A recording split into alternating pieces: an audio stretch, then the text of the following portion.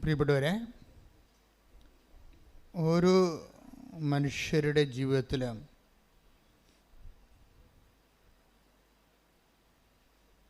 ദൈവത്തിൻ്റെ പാദനിസ്വനങ്ങൾ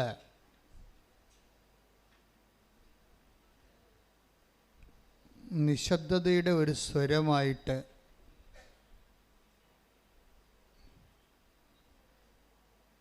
നമുക്ക് വിവേചിക്കാൻ കഴിയുന്നിടത്ത് വെച്ച്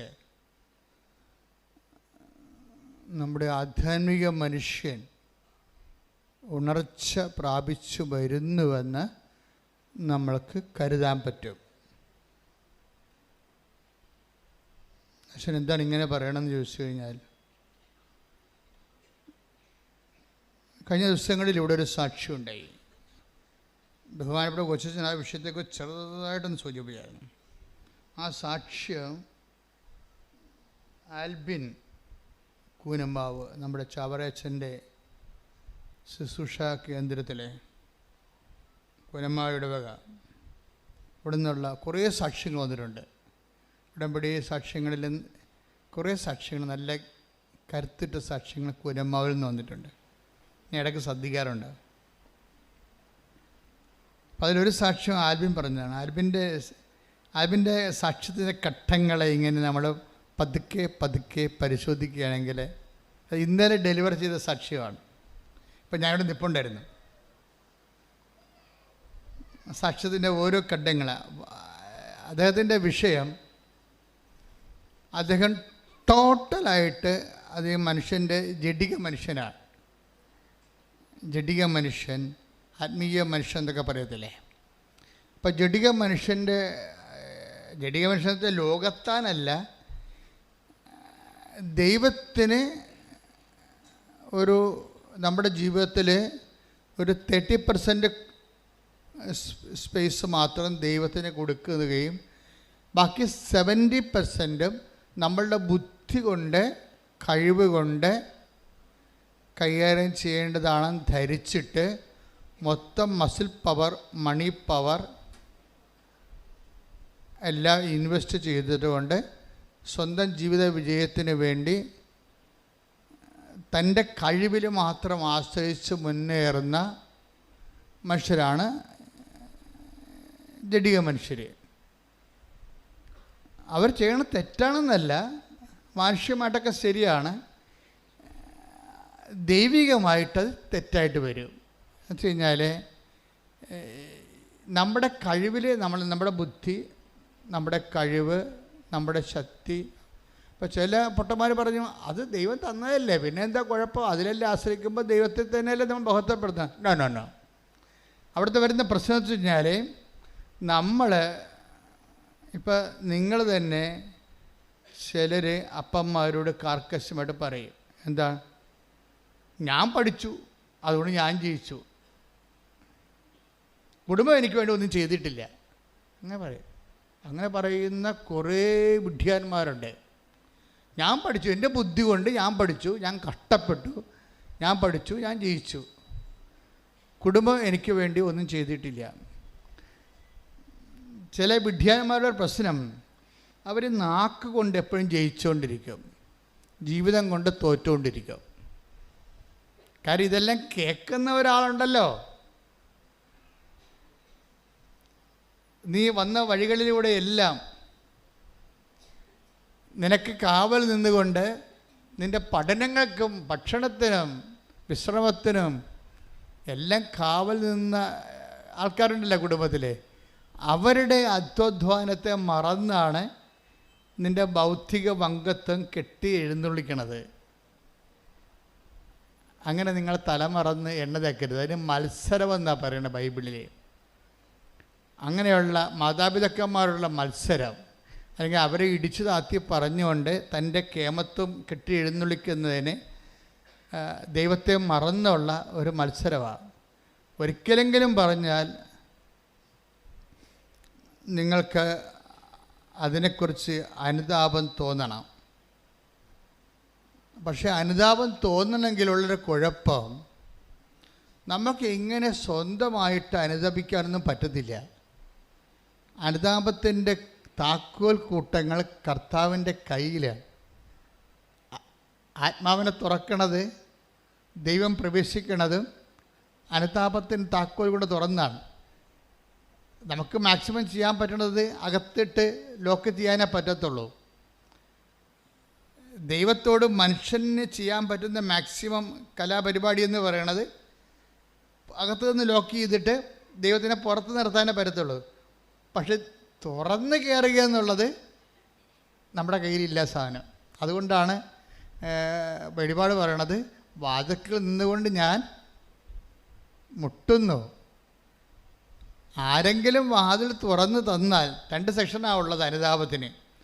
ഒന്ന് നമ്മളുടെ ഒരു തുറവിയും പിന്നെ ദൈവത്തിൻ്റെ ഒരു തുറവിയും. 2 തുറവികളുണ്ട്. ഒന്ന് നമ്മൾ അനുവദിക്കണം. ദൈവം ഇങ്ങനെ ഇടിച്ച് പൊളിച്ച് ഒന്നും അകത്ത് കയറത്തി അനുതാപമൊന്നും ഉണ്ടാക്കിയിട്ടില്ല. അതിന് വേറെ ആളെ നോക്കേണ്ടി വരും. അതുകൊണ്ട് 3:20 take the bed of God. വെളിപാട് 3:19. ഞാൻ സ്നേഹിക്കുന്നവരെ ശാസിക്കുകയും ശിക്ഷിക്കുകയും ചെയ്യുന്നു. ഒന്ന് പറഞ്ഞ, ഞാൻ സ്നേഹിക്കുന്നവരെ ശാസിക്കുകയും ശിക്ഷിക്കുകയും ചെയ്യുന്നു. അതുകൊണ്ട് തീക്ഷ്ണതയുള്ളവനാകുക, അനുതപിക്കുക. ഇതാ ഞാൻ വാതിലിൽ മുട്ടുന്നു. ആരെങ്കിലും എന്റെ സ്വരം കേട്ട് വാതിൽ തുറന്നു തന്നാൽ ഞാൻ അവന്റെ അടുത്തേക്ക് വരും. ഞങ്ങൾ ഒരുമിച്ച് ഭക്ഷിക്കുകയും ചെയ്യും. ഇതിന് വരുന്ന വിഷയം ഒന്നുകൂടി ആ വചനം ഒന്നിട്ട് വായിച്ച 19. ഞാൻ സ്നേഹിക്കുന്നവരെ, ഒന്ന് പറഞ്ഞേ, ഞാൻ സ്നേഹിക്കുന്നവരെ ശാസിക്കുകയും ശിക്ഷിക്കുകയും ചെയ്യുന്നു. ദൈവത്തിന്റെ ഭാഗത്തുനിന്ന് ചില 2 കാര്യങ്ങൾ വരാം. എന്താണ്? ശാസന വരാം, വഴക്ക് വരാം, പിന്നെന്താണ്? ശിക്ഷ വരാം. എന്ന് വെച്ചാൽ ഇങ്ങനെ ശാസനയും ശിക്ഷയും ഒക്കെ വരുമ്പോൾ സ്വാഭാവികമായിട്ട് ചില ആൾക്കാർ അതിനോട് പിന്നെ പതുക്കെ ശാസനയും ശിക്ഷയുമുള്ള ന്യായത്തിനാ പിന്നെ ഇത്രയും കഷ്ടപ്പെട്ട് പ്രാർത്ഥിക്കണത്. പ്രാർത്ഥിച്ചിട്ട് പിന്നെയും ദുഃഖവും കഷ്ടപ്പാടും തന്നെയാണല്ലോ വരണത്. നമ്മുടെ വഴിയിൽ പിന്നെയും ക്ലേശമാണല്ലോ. അപ്പോൾ പ്രാർത്ഥന കൂടുമ്പോഴാണ് ക്ലേശങ്ങൾ വരണമെന്ന് ചില വിഡ്ഢിയാന്മാരായ ബ്രദേഴ്സ് വീടുകളിൽ കയറി ഇറങ്ങി അബലകളായ സ്ത്രീകളെ ഉപദേശിക്കുകയും വഴിതെറ്റിക്കുകയും ചെയ്യും. ഇതൊക്കെ അന്നും ആദിമസഭയിലുണ്ടായിരുന്നു, ഇന്നുമുണ്ട്. എന്താ പ്രശ്നം വെച്ച് കഴിഞ്ഞാൽ ഈ ശാസനകളെ ഈ ദൈവസ്നേഹമുള്ളവരെ ഇപ്പം എന്താ പറയണത്, ഇപ്പം നിനക്ക് അങ്ങനെ ഒരു സംഭവമുണ്ട്, ശാസന കിട്ടിയ ആളാണ്, നീ പഠിച്ചിട്ടും തോറ്റുപോയി, 1 മാർക്കിന് നീ വീണുപോയി, 1 മാർക്ക് കൂടി കിട്ടിയിരുന്നെങ്കിൽ എനിക്ക് ആ ജോലി കിട്ടിയേനോ. അപ്പോൾ ഇനി ഞാനെന്തിനാ പഠിക്കണത്, ഞാൻ എന്തിനാ പ്രാർത്ഥിക്കണത്, എനിക്ക് അത്തരം ദൈവത്തെ എന്തിനാ? നമ്മളിങ്ങനെ ചുരുണ്ടുകൂടി ഇനാം പെച്ചിയ പോലെ തലകുമ്പിട്ട് അങ്ങനെ ഇരിക്കും. അത് ശാസനയുടെ കാലങ്ങളിൽ ചില ആൾക്കാർ കാണിക്കുന്ന ബോഡി ലാംഗ്വേജാണ്. പള്ളിയില്ല, പട്ടക്കാരനില്ല, എവിടെയെങ്കിലും ഒരു തട്ട് കിട്ടിയാൽ മതി. ഒന്നെങ്കിലും ചിലപ്പോൾ നിങ്ങളുടെ ബ്രദർ മരിച്ചു കാണും, നിങ്ങൾ ഏറ്റവും കൂടുതൽ സ്നേഹിക്കുന്ന ഒരു വ്യക്തി ചിലപ്പോൾ ലോകത്തിൽ മരിച്ചു പോയി കാണും. അപ്പം നിങ്ങൾക്ക് ഒരിക്കലും നിങ്ങൾ അന്ന് പോലും ധാർമ്മിക രോഷം കൊണ്ട് നടക്കുകയാണ്. എന്ത് സ്നേഹമുള്ള മനുഷ്യനായിരുന്നു, എന്തൊരു വൃത്തിയുള്ള മനുഷ്യൻ, ഇവനേക്കാൾ എത്രയോ ദുഷ്ടന്മാർ ഇപ്പോഴും ഞങ്ങളുടെ നാട്ടിൽ ജീവിച്ചിരിപ്പുണ്ട്, അവന്മാർക്കൊരു കുഴപ്പമില്ല, നല്ലവരെയും കൊണ്ട് ദൈവം പോയി, ഇതെന്തൊരു ദൈവമാണ്. ഇങ്ങനെയൊക്കെ കുറേ ഡയലോഗൊക്കെ ഫിറ്റ് ചെയ്ത് ആ ഒരു കാര്യവും പറഞ്ഞ് ദൈവത്തിൽ നിന്ന് പതുക്കെ മാറുന്ന ആൾക്കാരുണ്ട്. എപ്പോഴും വരണ ഒരു വിഷയം വെച്ച് കഴിഞ്ഞാൽ ദൈവത്തിൽ നിന്ന് മാറാൻ നമുക്ക് ഒരു 10,000 കാര്യങ്ങൾ വേണേൽ പറയാൻ പറ്റും. ദൈവത്തോട് അടുക്കാൻ ഒറ്റ കാര്യമേ പറയാൻ പറ്റത്തുള്ളൂ. എന്താ കാര്യം? ദൈവത്തോട് അടുക്കാൻ ഒരു കാര്യമേ പറയാൻ പറ്റത്തുള്ളൂ. അതായത് എൻ്റെ വിശ്വാസമുള്ളവനെ സംബന്ധിച്ചിടത്തോളം ഈ വിശ്വാസത്തിന് ഉള്ളൊരു പ്രത്യേകത, വിശ്വാസം എന്ന് പറഞ്ഞിട്ട് കാറ്റഗറ്റിക്കൽ ഫെയ്ത്ത് അല്ല. ഒരു ഇഷ്യൂ അതിനെ എങ്ങനെയാണ്, ഒരു ഇഷ്യൂ കഴിഞ്ഞു എന്നിട്ട് പിന്നെ എന്താണ് അവശേഷിക്കണത്. പണ്ട് ഈ കമ്പിത്തിരി എന്ന് പറഞ്ഞ സംഭവമാണ്, ഇപ്പോൾ ഉണ്ടോയെന്ന് അറിയത്തില്ല. ഉണ്ടോ കമ്പിത്തിരി? ഉണ്ടോ ഇപ്പോൾ? ഉണ്ടോ? കമ്പിത്തിരിക്കുള്ള കുഴപ്പമെന്ന് വെച്ചാൽ കത്തി ഭയങ്കരമായിട്ട് നക്ഷത്രങ്ങളൊക്കെ ചീറ്റി ഭംഗിയായിട്ട് പോയാലും ആ കമ്പി അവശേഷിക്കും ഇല്ലേ? ഇപ്പോൾ ഞങ്ങളുടെ കുഞ്ഞുനാളിലൊക്കെ കമ്പി പെറുക്കി കൊണ്ടുപോയി പാലുമിഠായി മേടിക്കുമായിരുന്നു. അന്നത്തെ ഒരു കുഞ്ഞുങ്ങളുടെ പരിപാടിയായിരുന്നു. ഈ പെരുന്നാൾ കഴിയുമ്പോൾ പള്ളിമുറ്റത്ത് പോയി കമ്പിത്തിരി പെറുക്കിയെടുക്കുക, എന്നിട്ട് അതുകൊണ്ട് ഈ പാലുമിഠായിക്കാരൻ ഇങ്ങനെ വലിച്ചാൽ നീള മിഠായിക്ക് വരുമല്ല ചുറ്റിയിൽ ഒരു ഒരു ക്ലാറിനട്ടൊക്കെ വായിച്ചുകൊണ്ട് ആൾ വരും. ഇപ്പോഴൊന്നും ഇല്ല. അപ്പോഴേ കത്തിയാലും കമ്പി അവശേഷിക്കും. അത് വേണമെങ്കിൽ പിന്നെ നമുക്ക് മരുന്ന് ചുറ്റി കമ്പിത്തിരി ഉണ്ടാക്കാൻ പറ്റും. ഇതുപോലെ കത്തൽ വന്നാലും കമ്പി അവശേഷിക്കും. അതാണ് വിശ്വാസം എന്ന് പറയണത്.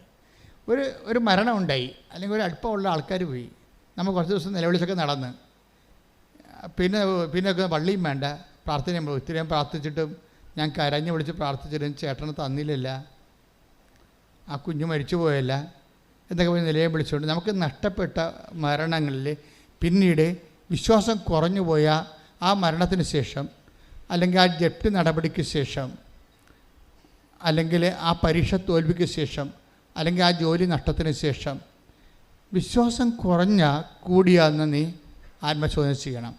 കുറഞ്ഞെങ്കിൽ ഇനി കാര്യം വിശ്വാസത്തിൻ്റെ ഒരു പ്രത്യേകത എന്ന് വെച്ചാൽ നിൻ്റെ വിശ്വാസത്തിൻ്റെ തോതനുസരിച്ചിട്ട് ദൈവം ഇനിഷ്യേറ്റീവ് എടുത്താൽ മാത്രമേ ഇത് വർക്കൗട്ട് ചെയ്യത്തുള്ളൂ. ദൈവം ഇനിഷ്യേറ്റീവ് ഇപ്പോൾ ഒരിക്കൽ വിശ്വാസം ഡൗൺ ആയി കഴിഞ്ഞാൽ പിന്നെ നിൻ്റെ കാര്യത്തിൽ ദൈവം ഇനിഷ്യേറ്റീവ് എടുക്കണം. ദൈവം ഇനിഷ്യേറ്റീവ് എടുക്കണമെങ്കിൽ ദൈവം പഴയ ഫയൽ എങ്ങനെയുണ്ടെന്ന് നോക്കും, വെറുതെ ഇനിഷ്യേറ്റീവ് എടുക്കത്തില്ല. ഒരാൾ പരീക്ഷയ്ക്ക് തോറ്റു 10ാം ക്ലാസ്സിൽ മാർക്ക് കുറവാണെന്ന് വിചാരിച്ചു. ഇപ്പോൾ നമ്മൾ +1 ചേരാൻ ചെന്നപ്പോൾ മാർക്ക് കുറവാണ്, ഇവന് ഇവിടെ അഡ്മിഷൻ കൊടുക്കാൻ പറ്റത്തില്ലെന്ന് മാനേജറും പ്രിൻസിപ്പളും ഒറ്റയടിക്ക് പറഞ്ഞു.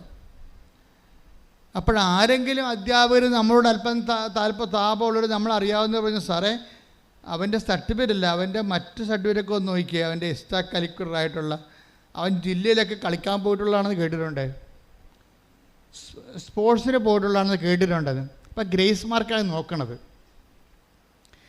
നമ്മൾ പരീക്ഷയ്ക്ക് തോറ്റിരിക്കുകയാണ്, പക്ഷെ അവൻ അക്കോമഡേറ്റ് ചെയ്യാൻ വേണ്ടി വേറെ ഓപ്ഷൻസ് നോക്കും ദൈവം. അത് ദൈവത്തിൽ നോക്കണ പരിപാടിയാണ്, മനുഷ്യന് മാത്രമല്ല.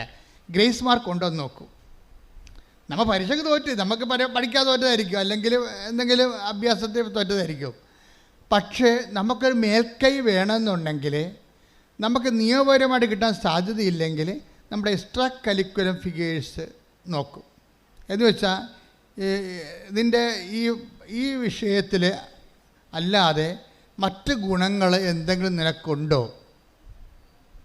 എന്താ പറയണം കാര്യത്തിൽ ഈ ആൽബി എന്ന് പറഞ്ഞ ഒരുത്തൻ എന്നുള്ള സാക്ഷ്യം പറഞ്ഞില്ല, അത് അദ്ദേഹത്തിൻ്റെ സാക്ഷ്യമാണ് ഹുസൈൻ പറഞ്ഞത്.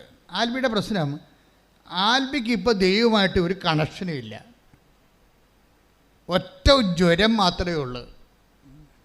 എന്താ ജ്വരം? DRDയിൽ സെൻട്രൽ ഡിഫൻസ് ഡിപ്പാർട്ട്മെൻറ്റിൽ ഒരു ജോലി വേണം, ഒരു ഉദ്യോഗസ്ഥനാകണം. അത് പുള്ളിയുടെ സ്വപ്നമാണ്. അപ്പോൾ വേറെ കുറേ ടെസ്റ്റൊക്കെ പുള്ളി എഴുതുന്നുണ്ട്. പുള്ളിക്ക് സെൻട്രൽ ഗവൺമെൻറ് ജോലിക്കൊക്കെ കിട്ടിയതാണ്, പക്ഷേ ആ ജോലിക്ക് ശമ്പളം കുറവാണ്, ആ ജോലിക്ക് പുള്ളിക്ക് ടേസ്റ്റ് ഇല്ല. എങ്കിലും ജോലിക്ക് പോകണമൊക്കെ ഉണ്ട്.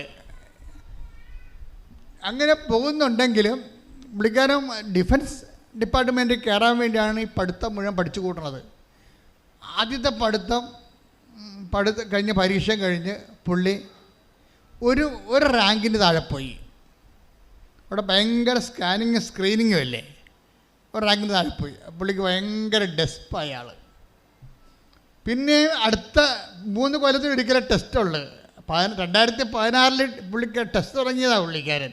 ഈ ഡിപ്പാർട്ട്മെൻറ്റിൽ കയറാൻ വേണ്ടി 2016 തുടങ്ങിയതാണ്. 16 കഴിഞ്ഞിട്ട് 19, ആ 16 ടെസ്റ്റ് ഒരു റാങ്കിന് പോയി. പിന്നെ 16 തൊട്ട് 19 വരെ അടുത്ത കോൾ ഫോർ എക്സാം കാത്തിരുന്നുകൊണ്ട് പുള്ളി ട്രൈ ചെയ്തുകൊണ്ടിരിക്കുക. 3 കൊല്ലം പള്ളി പോക്കില്ല, കുടുംബ പ്രാർത്ഥനയില്ല, പഠിത്തം. അതെല്ലാം പുള്ളി പറയുന്നുണ്ട്, സുന്ദരമായ സാക്ഷ്യമാണ്. അമ്മ പറയും, എടാ ഇന്ന് ഞായറാഴ്ചയാണ്. അപ്പോൾ പറയും എനിക്ക് പഠിക്കാനുണ്ടെന്ന് പറയും. എടാ ഇന്ന് ഞായറാഴ്ചയാണെന്ന് അമ്മയും 3 കൊല്ലം 2016 തൊട്ട് 19 വരെ അമ്മ പറഞ്ഞിട്ടുണ്ട്. അമ്മമാർ പറയുന്നുണ്ടെങ്കിൽ അവർ കേൾക്കുന്നില്ല എന്ന് ചോദിച്ചിട്ട് പറയാണ്ടിരിക്കരുത്. നിങ്ങളുടെ ജോലി പറയുകയെന്ന് മാത്രമാണ്. മനസ്സിലായില്ലേ? അത് നിങ്ങളുടെ കടമയാണത്. പറഞ്ഞില്ല എന്നുണ്ടെങ്കിൽ നിങ്ങൾ അവൻ്റെ വിശ്വാസ തകർച്ചയിൽ നിങ്ങൾക്കും വിശ്വാസ തകർച്ച സംഭവിച്ചു എന്നാവും. അപ്പോൾ അമ്മയും മകനെയും വിശ്വാസ തകർച്ചയാവും. പിന്നെ ദൈവത്തിന് ഇനീഷ്യേറ്റീവ് എടുക്കേണ്ട കാര്യമില്ല. തള്ളയും തീരുമാനമായില്ല, തള്ളയുടെ കാര്യത്തിൽ തീരുമാനമായി. അപ്പോൾ തള്ളമാരൊരിക്കലും വീഴരുത്. മക്കൾ വീണാലും അമ്മമാർ വീഴരുത്. മനസ്സിലായ? അമ്മമാർ അല്ലെങ്കിൽ ചേച്ചിമാർ അല്ലെങ്കിൽ അനിയത്തിമാർ പെങ്ങന്മാർ ആരാണ് പ്രാർത്ഥിക്കണത്, ഒരാളെ സപ്പോർട്ട് ചെയ്ത് സ്പോൺസർ ചെയ്ത് കുടുംബത്തെ പ്രാർത്ഥിക്കണത്, അല്ലെങ്കിൽ പ്രാർത്ഥനയുടെ ആളായിട്ട് കുടുംബത്തിൽ നിൽക്കണത്, അവർ വീണരുത്. അതിന് പൗലോസ് അപ്പോസ്തലൻ പറയുന്നത് നിൽക്കുന്നു എന്ന് കരുതുന്നവൻ. Take the bed of God. സ്തുതിക്കട്ടെ. ഹല്ലേലൂയ, ഹല്ലേലൂയ, ഹല്ലേലൂയ, ഹല്ലേലൂയ. യേശുവേ നന്ദി. ഹല്ലേലൂയ, ഹല്ലേലൂയ, ഹല്ലേലൂയ.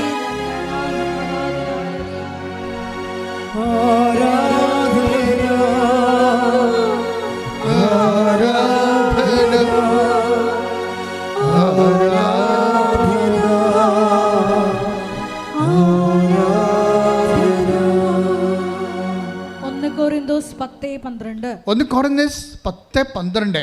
ആകയാൽ നിൽക്കുന്നു എന്ന്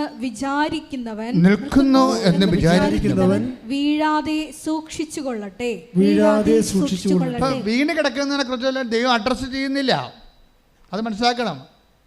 അയാളുടെ കാര്യത്തിൽ തീരുമാനമായി. വീണ് കിടക്കുന്നതിന് അഡ്രസ്സ് ചെയ്യുന്നില്ല. അത് നിസ്സാര കാര്യമല്ല. ദൈവം നിൽക്കുന്ന ആളാണ്. ദൈവത്തിൻ്റെ ക്യാമറ ഈ നിൽക്കുന്ന ആളിലേക്കാൻ തിരിയാണ്. വീട് കിടപ്പുണ്ട്, അവൻ ശവമായി പോയി. അവിടെ ഒരുത്തൻ നിപ്പുണ്ട്, അവൻ്റെ അമ്മ സ്പോൺസർ, അവന് വേണ്ടി പ്രാർത്ഥിച്ചുകൊണ്ട് അമ്മ നിപ്പുണ്ട്. ദൈവത്തിൻ്റെ കണ്ണെപ്പോഴും ഈ നിൽക്കുന്ന അമ്മയിലാക്കാണ്. അതിലെന്താ പറയണത്? നീ നിൽക്കുകയാണിപ്പോൾ, പക്ഷെ നിൽക്കുന്നതെന്ന് കരുതുന്ന നീയും വീഴാതെ നോക്കണം എന്ന് പറയും.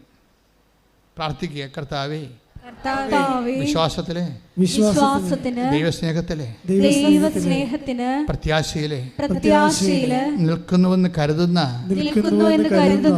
ഞാൻ വീഴാതിരിക്കുവാൻ അമ്മേ പരിശുദ്ധമ്മേ അമ്മയുടെ പൊൻകരങ്ങളിലെ എന്റെ വിശ്വാസത്തെ താങ്ങി നിർത്തണമേ. എന്റെ വിശ്വാസത്തെ താങ്ങി നിർത്തണമേ. എന്റെ വിശ്വാസത്തെ താങ്ങി നിർത്തണമേ.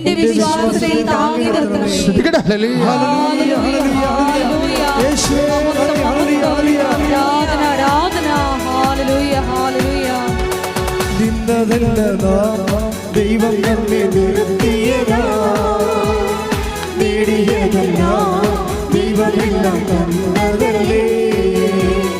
നിന്നതല്ലതാ ദൈവം നമ്മെ നിർത്തിയതാ, നേടിയതെല്ലാം ദൈവമെല്ലാം തന്നതല്ലേ.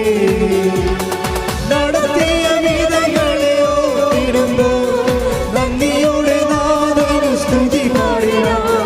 നടത്തിയ വിധങ്ങളെ ഓർത്തിടുമ്പോ നന്ദിയോടെ നാഥനു സ്തുതി പാടിട. ഇത്രത്തോളം ചെയ്യുന്ന ദൈവത്തിന് സ്തോത്രം, ഇതുവരെ കരുതി രക്ഷകന് സ്തോത്രം. ഇത്രത്തോളം ചെയ്യുന്ന ദൈവത്തിന് സ്തോത്രം, ഇതുവരെ കരുതി രക്ഷകന് സ്തോത്രം.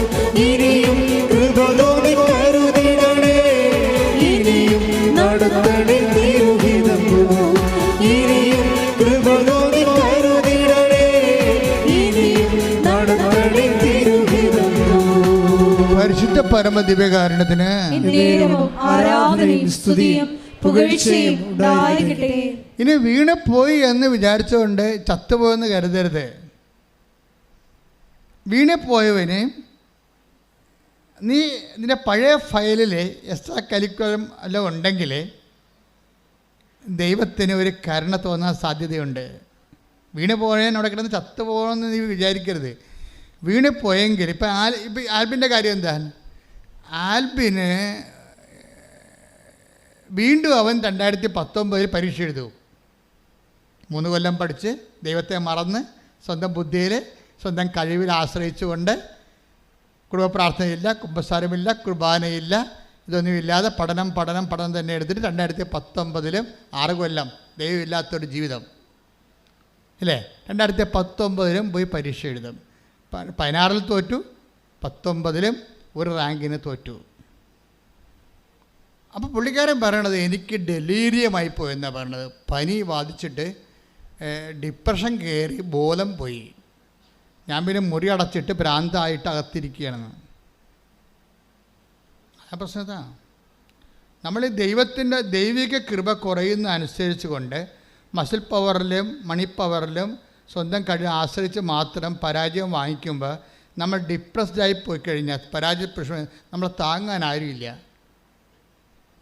ഇവന് ഡിപ്രഷനായി. അപ്പോൾ അവൻ പറയും എനിക്കൊരു സൈക്കോളജിസ്റ്റിനെ കാണുന്ന മണ്ണാൻ കേട്ട. അങ്ങനെയാണ് സംഭവം. ഈ നശിച്ചവന് എല്ലാം ഇതുപോലെയുള്ള ചിന്ത വരത്തുള്ളൂ. സൈക്കോളജിസ്റ്റ് മോശമാണെന്ന് പറഞ്ഞില്ല. കാരണം അവൻ്റെ പ്രശ്നം സൈക്കോളജിസ്റ്റിനെ കാണുന്നതല്ല പ്രശ്നം തീരണത്. അതാണ് വിഷയം. സൈക്കോളജിസ്റ്റും കൗൺസിലിംഗ് നല്ലതായിരിക്കും, പക്ഷെ അവൻ്റെ വിഷയത്തിൽ ഹീൽ ചെയ്യാൻ അവനെ തൽക്കാലം ഡിപ്രഷനിൽ നിന്നൊന്ന് ഉയർത്തിയെടുത്താം. പക്ഷെ അവൻ്റെ പ്രശ്നം അതല്ലല്ലോ, അവൻ്റെ ജീവിതം വീണ്ടെടുക്കുകയല്ലേ.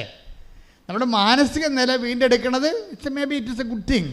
പക്ഷെ അവൻ്റെ പ്രശ്നം അതല്ല, അവൻ്റെ ജീവിതം വീണ്ടെടുക്കണം. ഇപ്പോൾ അവൻ സംസാരിക്കുന്നില്ല ആരോടും, ഡിപ്രസ്ഡായിട്ട് മുറിയും പൂട്ടി അകത്തിരിക്കുകയാണ്. ആരെന്നെ രക്ഷിക്കും എന്ന് വിചാരിച്ചുകൊണ്ടിരിക്കുകയാണ്. ഈ എല്ലാവരുടെ ജീവിതത്തിലുണ്ടാകും ആര് എന്നെ രക്ഷിക്കുമെന്ന്. ആരെന്നെ രക്ഷിക്കും? ഇപ്പോൾ നമ്മൾ പല കാര്യം പറയും. സൂപ്പർ സ്പെഷ്യാലിറ്റി ആശുപത്രിയിൽ പോകാം, അല്ലെങ്കിൽ ജ്യോത്സ്യൻ്റെ അടുത്ത് പോകാം, അല്ലെങ്കിൽ ഇങ്ങനെ ഓരോ കാര്യം നമുക്ക് പറയാം.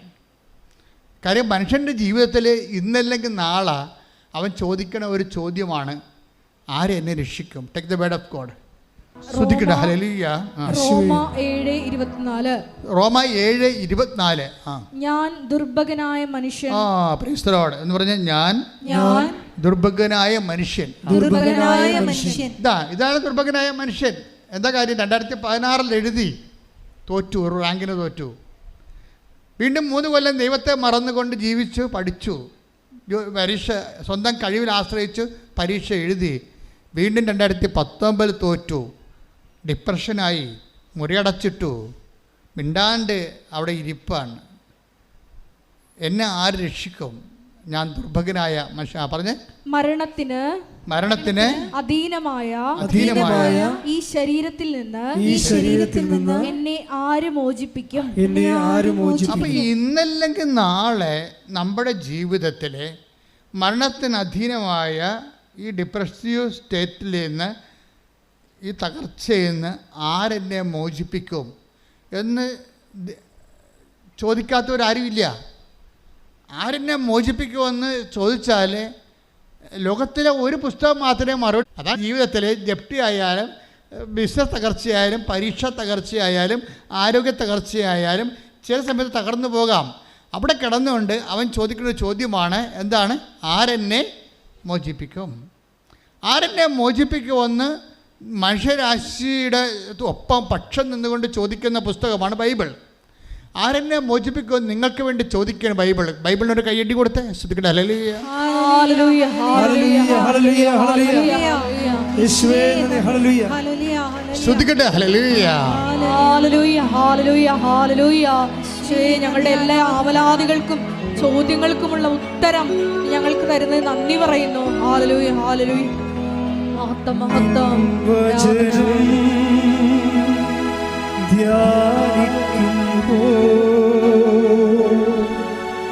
എൻ ഹൃദയം ആശ്വസിക്കും. കൂരിരുളിൽ താഴ്വരയിൽ ദീപമതാ നിൻമൊഴിയിൽ. Praise the Lord. ഹല്ലേലൂയ, ഹല്ലേലൂയ. ഇപ്പോൾ ഞാൻ ദുർഭഗനായ മനുഷ്യൻ എന്താണ്? ആരെന്നെ മോചിപ്പിക്കും? അടുത്ത ഒരു വായിച്ചേ. നമ്മുടെ കർത്താവായ യേശുക്രിസ്തു വഴി ദൈവത്തിന് സ്തോത്രം. Price the Lord. ആരാണ് മോചിപ്പിക്കണത്? നമ്മുടെ കർത്താവായ യേശുക്രിസ്തു. ഇപ്പം നമ്മുടെ കർത്താവ് യേശുക്രിസ്തുവിൻ്റെ മോചനത്തിൻ്റെ സ്വർഗീയ പദ്ധതിയായിട്ടാണ് ഈ ഉടമ്പടി വരണത്. ഇവൻ പറയണത് എന്താ, ഞാൻ സൈക്കോളജിസ്റ്റിനെ പോയി കാണണം, എനിക്ക് ഏതാണ് നല്ല സൈക്കോളജിസ്റ്റ് ടൗണിലുള്ളത്, ആരാണ് അദ്ദേഹത്തെ എനിക്ക് പരിചയപ്പെടുത്തി തരണത് എന്നൊക്കെ ചിന്തിക്കുന്ന സമയത്ത് ഇവൻ്റെ അടുത്ത് ദൈവം വരും. എന്താണ്? മൊബൈലിലൂടെ തന്നെ വരും. ഇതാണ് വഴി, നീ ഇടത്തോട്ടോ വലത്തോട്ടോ തിരിഞ്ഞു നോക്കുമ്പോഴേ take the word of God. ശ്രുതികട ഹല്ലേലൂയ ഹല്ലേലൂയ ഹല്ലേലൂയ ഹല്ലേലൂയ ഹല്ലേലൂയ. യേശുവേ നന്ദി. ഹല്ലേലൂയ ഹല്ലേലൂയ. യേശുവേ സ്തുതി. 30:21. ഐസയ 30:21. നീ വലത്തോട്ടോ ഇടത്തോട്ടോ തിരിയുമ്പോൾ നിന്റെ കാതുകൾ പിന്നിൽ നിന്ന് ഒരു സ്വരം ശ്രവിക്കും.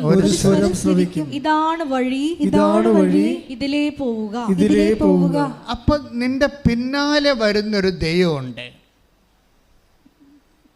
നീ അനുഗമിക്കണ ദൈവവും നിന്നെ അനുഗമിക്കണ ദൈവവും. സ്പിരിച്വാലിറ്റിയിൽ 2 സെക്ഷനുണ്ട്. ഒന്ന് നിന്നെ അനുഗമിക്കണ ദൈവം, നീ തകർച്ചയിൽ വീണ് പോകുമ്പോൾ കോരിയെടുക്കാൻ വേണ്ടി പിന്നാലെ വരുന്ന നിന്നെ കോരിയെടുക്കണ ദൈവം, നിന്നെ അനുഗമിക്കണ ദൈവം. രണ്ടാമത്തെ എന്താണ്? നീ രക്ഷപ്പെട്ട് കഴിയുമ്പോൾ നീ അനുഗമിക്കണ ദൈവം. അതാണ്. അപ്പം നമ്മുടെ പിന്നിലാണ്. ഇപ്പം സ്വരം കേട്ടത് എന്താണ്? നീ ഇടത്തോട്ടോ, ആരെന്നെ രക്ഷിക്കുമെന്ന് പറയുമ്പോൾ നീ ഇടത്തോട്ടോ വലത്തോട്ടോ തിരിയുമ്പോഴേ പിന്നിൽ നിന്ന് ഒരു സ്വരം കേൾക്കും. കണ്ടാ, പിന്നിൽ നിന്നുള്ള സ്വരം ദൈവം വരിക. ഈ പിന്നിൽ നിന്നുള്ള സ്വരം ഇവൻ എങ്ങനെയാണ് കേൾക്കണത്? അവനങ്ങനെ മൊബൈൽ മറിച്ച് നോക്കുമ്പോൾ ഒരു ഉടമ്പടി സാക്ഷ്യം കേൾക്കും. ആ സാധനം ദൈവത്തിൻ്റെ സ്വരമാണ്. ഒരു ഉടമ്പടി സാക്ഷ്യം കേൾക്കും. അപ്പോൾ അവൻ അവിടെ മുറി തുറന്നിട്ട് അവനത് ക്ലിക്കാവും. ഇവൻ ആരാ തിരക്കിയത്? ആരാ തിരക്കിയത്? ഒരു സൈക്കോളജിസ്റ്റാണ് തിരക്കിയത്. അങ്ങനെ ദൈവം സൈക്കോളജിസ്റ്റല്ല കൊടുക്കുന്നത്, ഒരു ഉടമ്പടി സാക്ഷ്യമാണ് കൊടുക്കുന്നത്. അത്രയുമാണ് മതി. അത് സുവിശേഷമാണ്. ഇന്നത്തെ കേരള ജനതയുടെ മനസ്സിലുള്ള ഒരു ആശയമാണ്. എന്താണ്? കൃപാസനം മാതാവ് പ്രത്യക്ഷപ്പെട്ട സ്ഥലം. കൈയടിച്ച് ശ്രുതികടല്ലേ.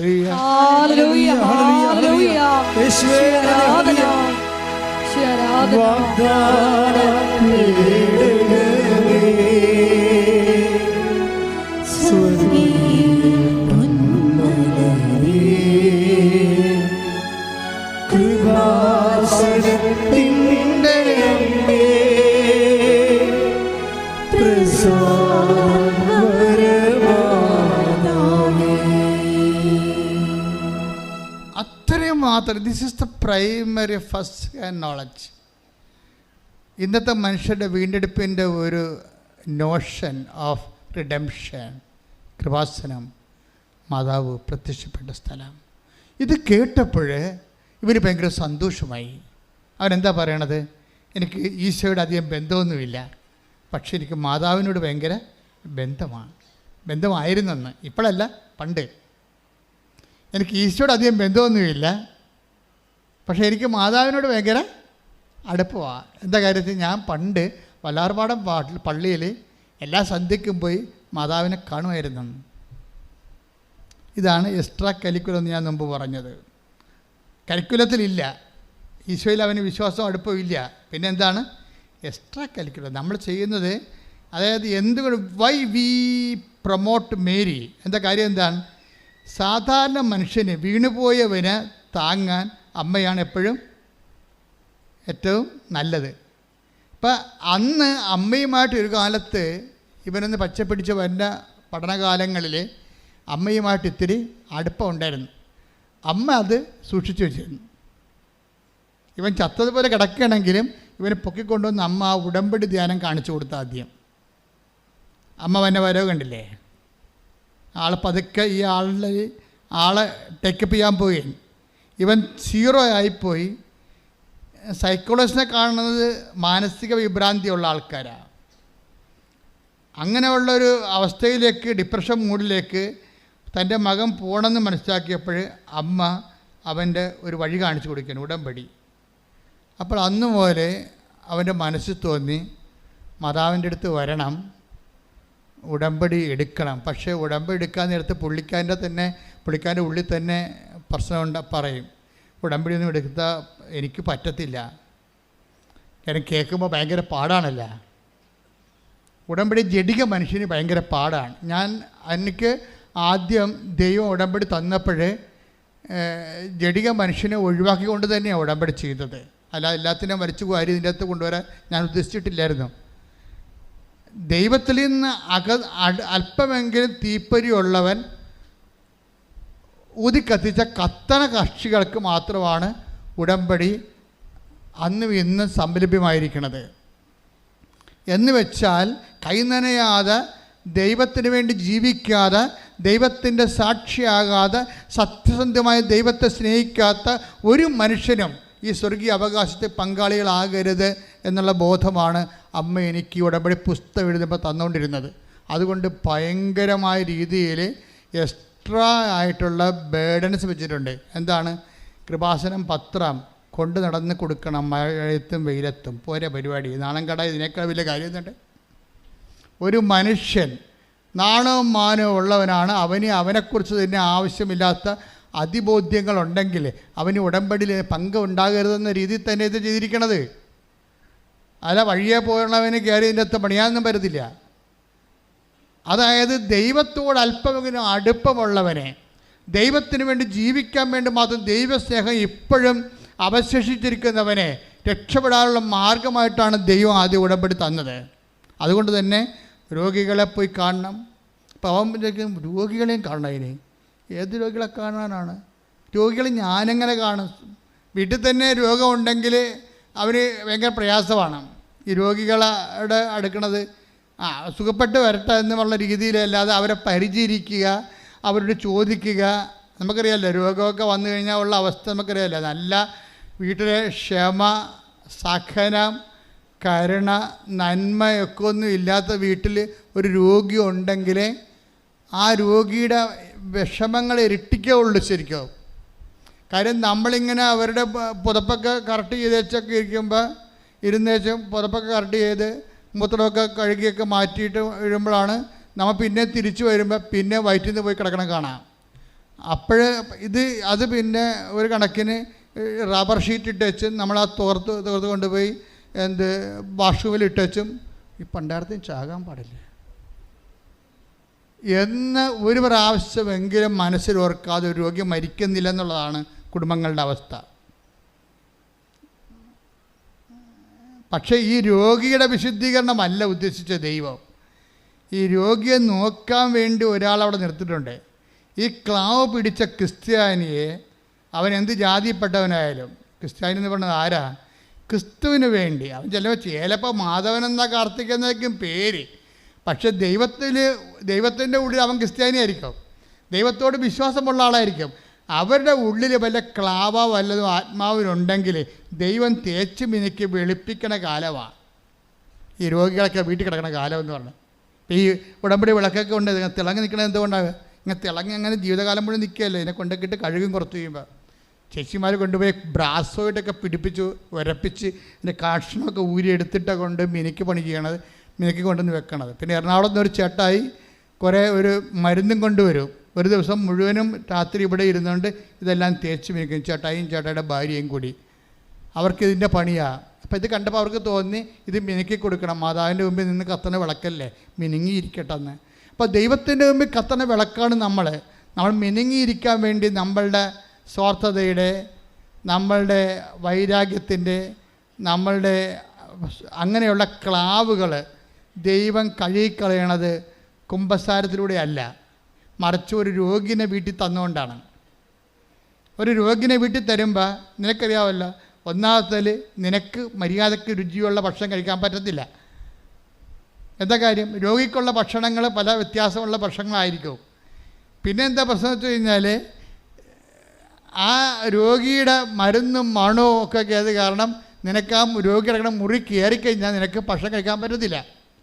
ഇങ്ങനെയുള്ള കുറേ സാഹചര്യങ്ങൾ ക്രിസ്തുവിൻ്റെ നാമത്തിൽ നീ ഏറ്റെടുക്കുമ്പോൾ ആണ് നീ പുണ്യപൂർണ്ണമായിട്ട് വരണത്. മനസ്സിലായില്ലേ? പണിയാണേ, നിസ്സാരമല്ല.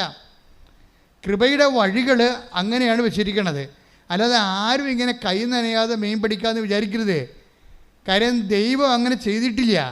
കുരിശുരൂപം കാണുമ്പോൾ അറിയാൻ പറ്റും എന്താണ് ഇതിന് കഷ്ടപ്പെട്ട് തന്നെയാണ്, പാപത്തിന് പരിഹാരം ചെയ്തിട്ട് തന്നെയാണ് നമ്മൾ വീണ്ടെടുത്തിരിക്കണമെന്നുണ്ടെങ്കിൽ അതിൻ്റെ ഒരു ഇൻസ്റ്റാൾമെൻറ്റ് നമ്മുടെയൊക്കെ ചോദിക്കും.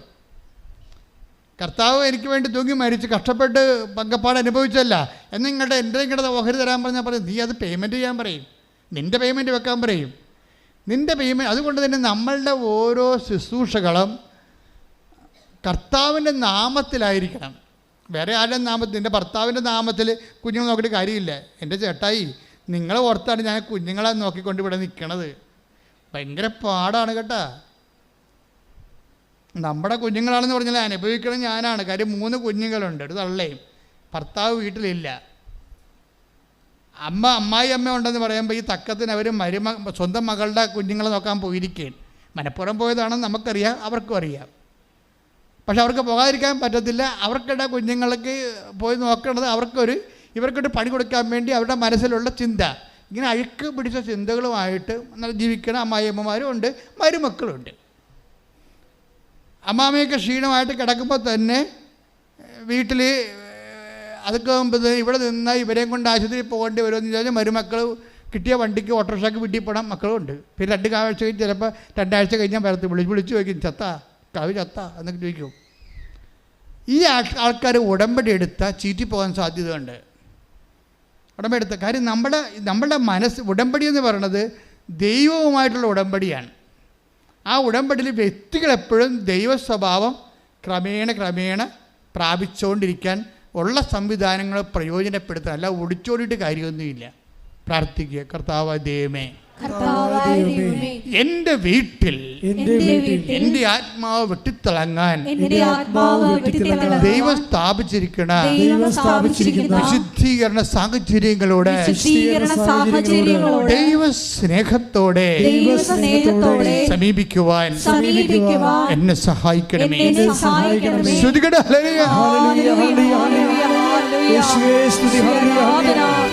എല്ലാ സഹന സാഹചര്യങ്ങളെയും കൃപയാക്കി മാറ്റുവാൻ ഈ ആരാധനയിലൂടെ ഞങ്ങളെ അഭിഷേകം ചെയ്യണമേ.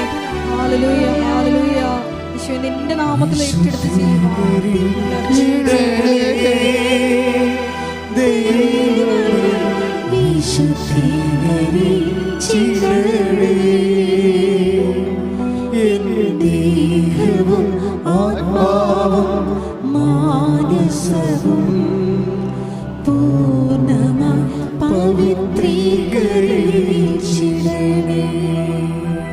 പരിശുദ്ധ പരമ ദിവ്യകാരുണ്യത്തിന് എൻ്റെ മക്കളെ, അച്ഛൻ പറയുന്ന കുഞ്ഞുക്ക് മനസ്സിലാണില്ലേ? ഇനി എന്താ ചെയ്യണമെന്ന് വെച്ചാൽ, ഇങ്ങനെയുള്ള സിറ്റുവേഷൻ നമ്മുടെ ഭാഗത്ത് വന്നു പോയിട്ടുണ്ടെങ്കിൽ നമുക്ക് അറിയാതെ അനുതാപം ഉണ്ടാകണം. ഞാൻ പറഞ്ഞുകൊണ്ടല്ലേ, ഈ ഉടമ്പടി ധ്യാനം കേൾക്കുമ്പോൾ ആൾക്കാർക്ക് എന്തുകൊണ്ടാണ് അനുതാപം ഉണ്ടാകണത്? ദൈവം അവർക്ക് വിശ്വാസം കൊടുക്കുന്നത് കൊണ്ടാണ് അനുതാപം ഉണ്ടാവും. ഈ അനുതാപം കിട്ടിക്കഴിഞ്ഞാൽ നമുക്കറിയാമല്ലോ, അനുതാപത്തിന് ദൈവം തന്നെ ചില സാഹചര്യങ്ങൾ ഉണ്ടാക്കിത്തരും. ദൈവം നമ്മളെ വെയിറ്റ് ചെയ്യും. നമ്മളെ വേണമെങ്കിൽ നിങ്ങളുടെ കയ്യിരിപ്പ് കാരണം നിങ്ങളുടെ വഴിക്ക് വിധിക്ക് വിട്ടേക്കാം. പക്ഷെ ദൈവം അവൻ രക്ഷപ്പെടാനുള്ള സാഹചര്യം കൊടുക്കും. ഇപ്പോൾ ആൽബിൻ അങ്ങനെയാണ്. ആൽബിൻ എന്താണ്? ഇവൻ ദൈവത്തെ മറന്ന് ജീവിച്ച ആളാണല്ലേ.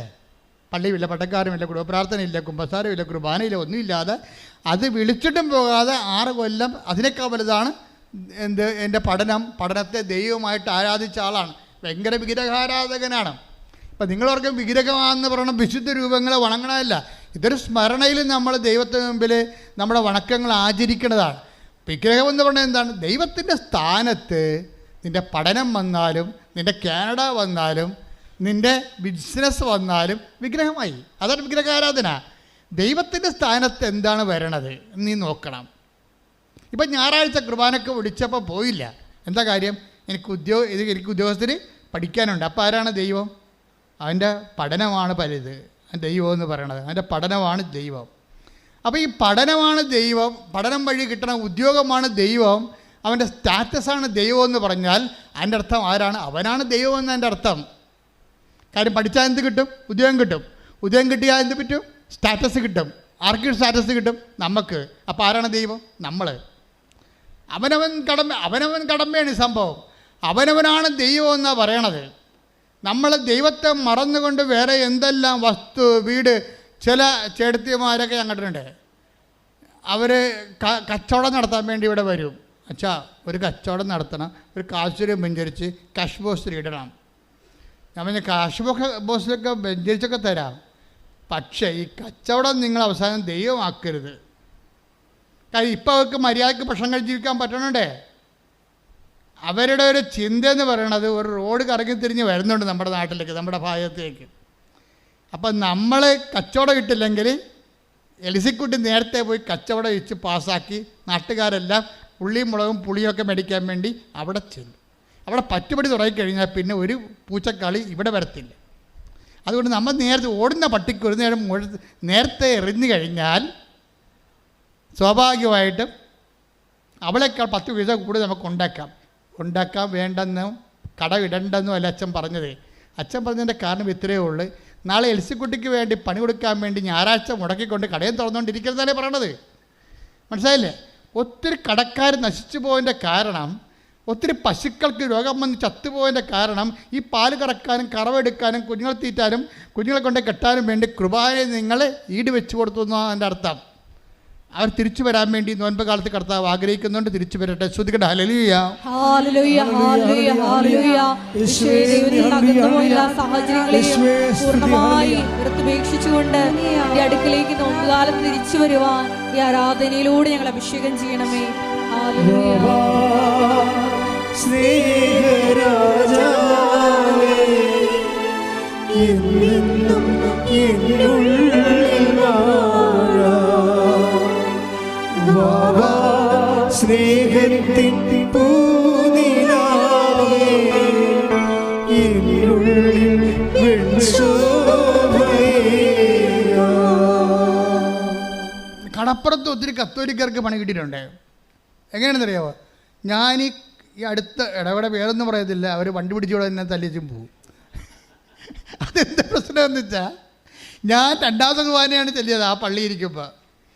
അപ്പോൾ 2ാമത്തെ കുർബാന ചെല്ലിക്കൊണ്ടിരിക്കുന്ന സമയത്ത് അപ്പോൾ ഒരു 10-11 മണിയാവും പിള്ളേരുടെ കുർബാനയാണ്. അപ്പോൾ ചില ആൾക്കാർ പേരൊക്കെ ഇരിക്കുമ്പോഴും അയാളുടെ മുഖം വരെ ഉണ്ട്, ഇന്നാളെ മരിച്ചു പോയ കക്ഷി. അപ്പം അയാൾ വന്ന് പള്ളിയുടെ വാതിക്കെ എന്ന് വെച്ച് അകത്ത് നിൽക്കുന്നവരെ കാണിച്ചിട്ട് ഇങ്ങനെ കാണിക്കും. ഇതിങ്ങനെ എൻ്റെ അർത്ഥം എന്താ അറിയാവാ? ചെമ്മീൻ കടലിൽ വന്നിട്ടുണ്ടെന്നാണ്. അപ്പം തന്നെ ഇവർ മുടും കൊട്ടിക്കൊണ്ട് ഒറ്റ ഓട്ടം ഓടും പള്ളിയുടെ തിരുന്ന പാർട്ടി. ഇപ്പം ആ കാലം മാറി. ഇപ്പം വിശ്വാസത്തിലാണ് ആൾക്കാർ ജീവിക്കണത്. ഞാൻ 10 കൊല്ലം കടലിൽ ജോലി ചെയ്തത് ഈ ഒരു കാര്യം കാരണമാണ്. ജനങ്ങൾ പെരുന്നാളും പടയനെയും കാണിച്ച് പള്ളിയിൽ കൂടുമെങ്കിലും അവരുടെ ജീവിതത്തിൽ ദൈവത്തെ മറന്നവർ ജീവിക്കാം.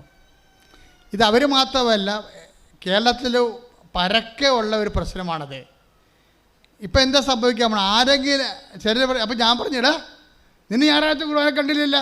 അപ്പോൾ അവർ പറയും, അച്ഛാ അരേമാർക്ക് ഭയങ്കര കോരാരെന്ന് പറയും. അരേമാരുന്ന് അരേ സമുദായത്തിൽപ്പെട്ട സംഘം, അവർക്ക് ഞായറാഴ്ച ഇല്ലല്ലോ. അപ്പം അവർ കോരി മീനും കൊണ്ട് വരുമ്പോൾ അവർക്ക് നല്ല വില കിട്ടും.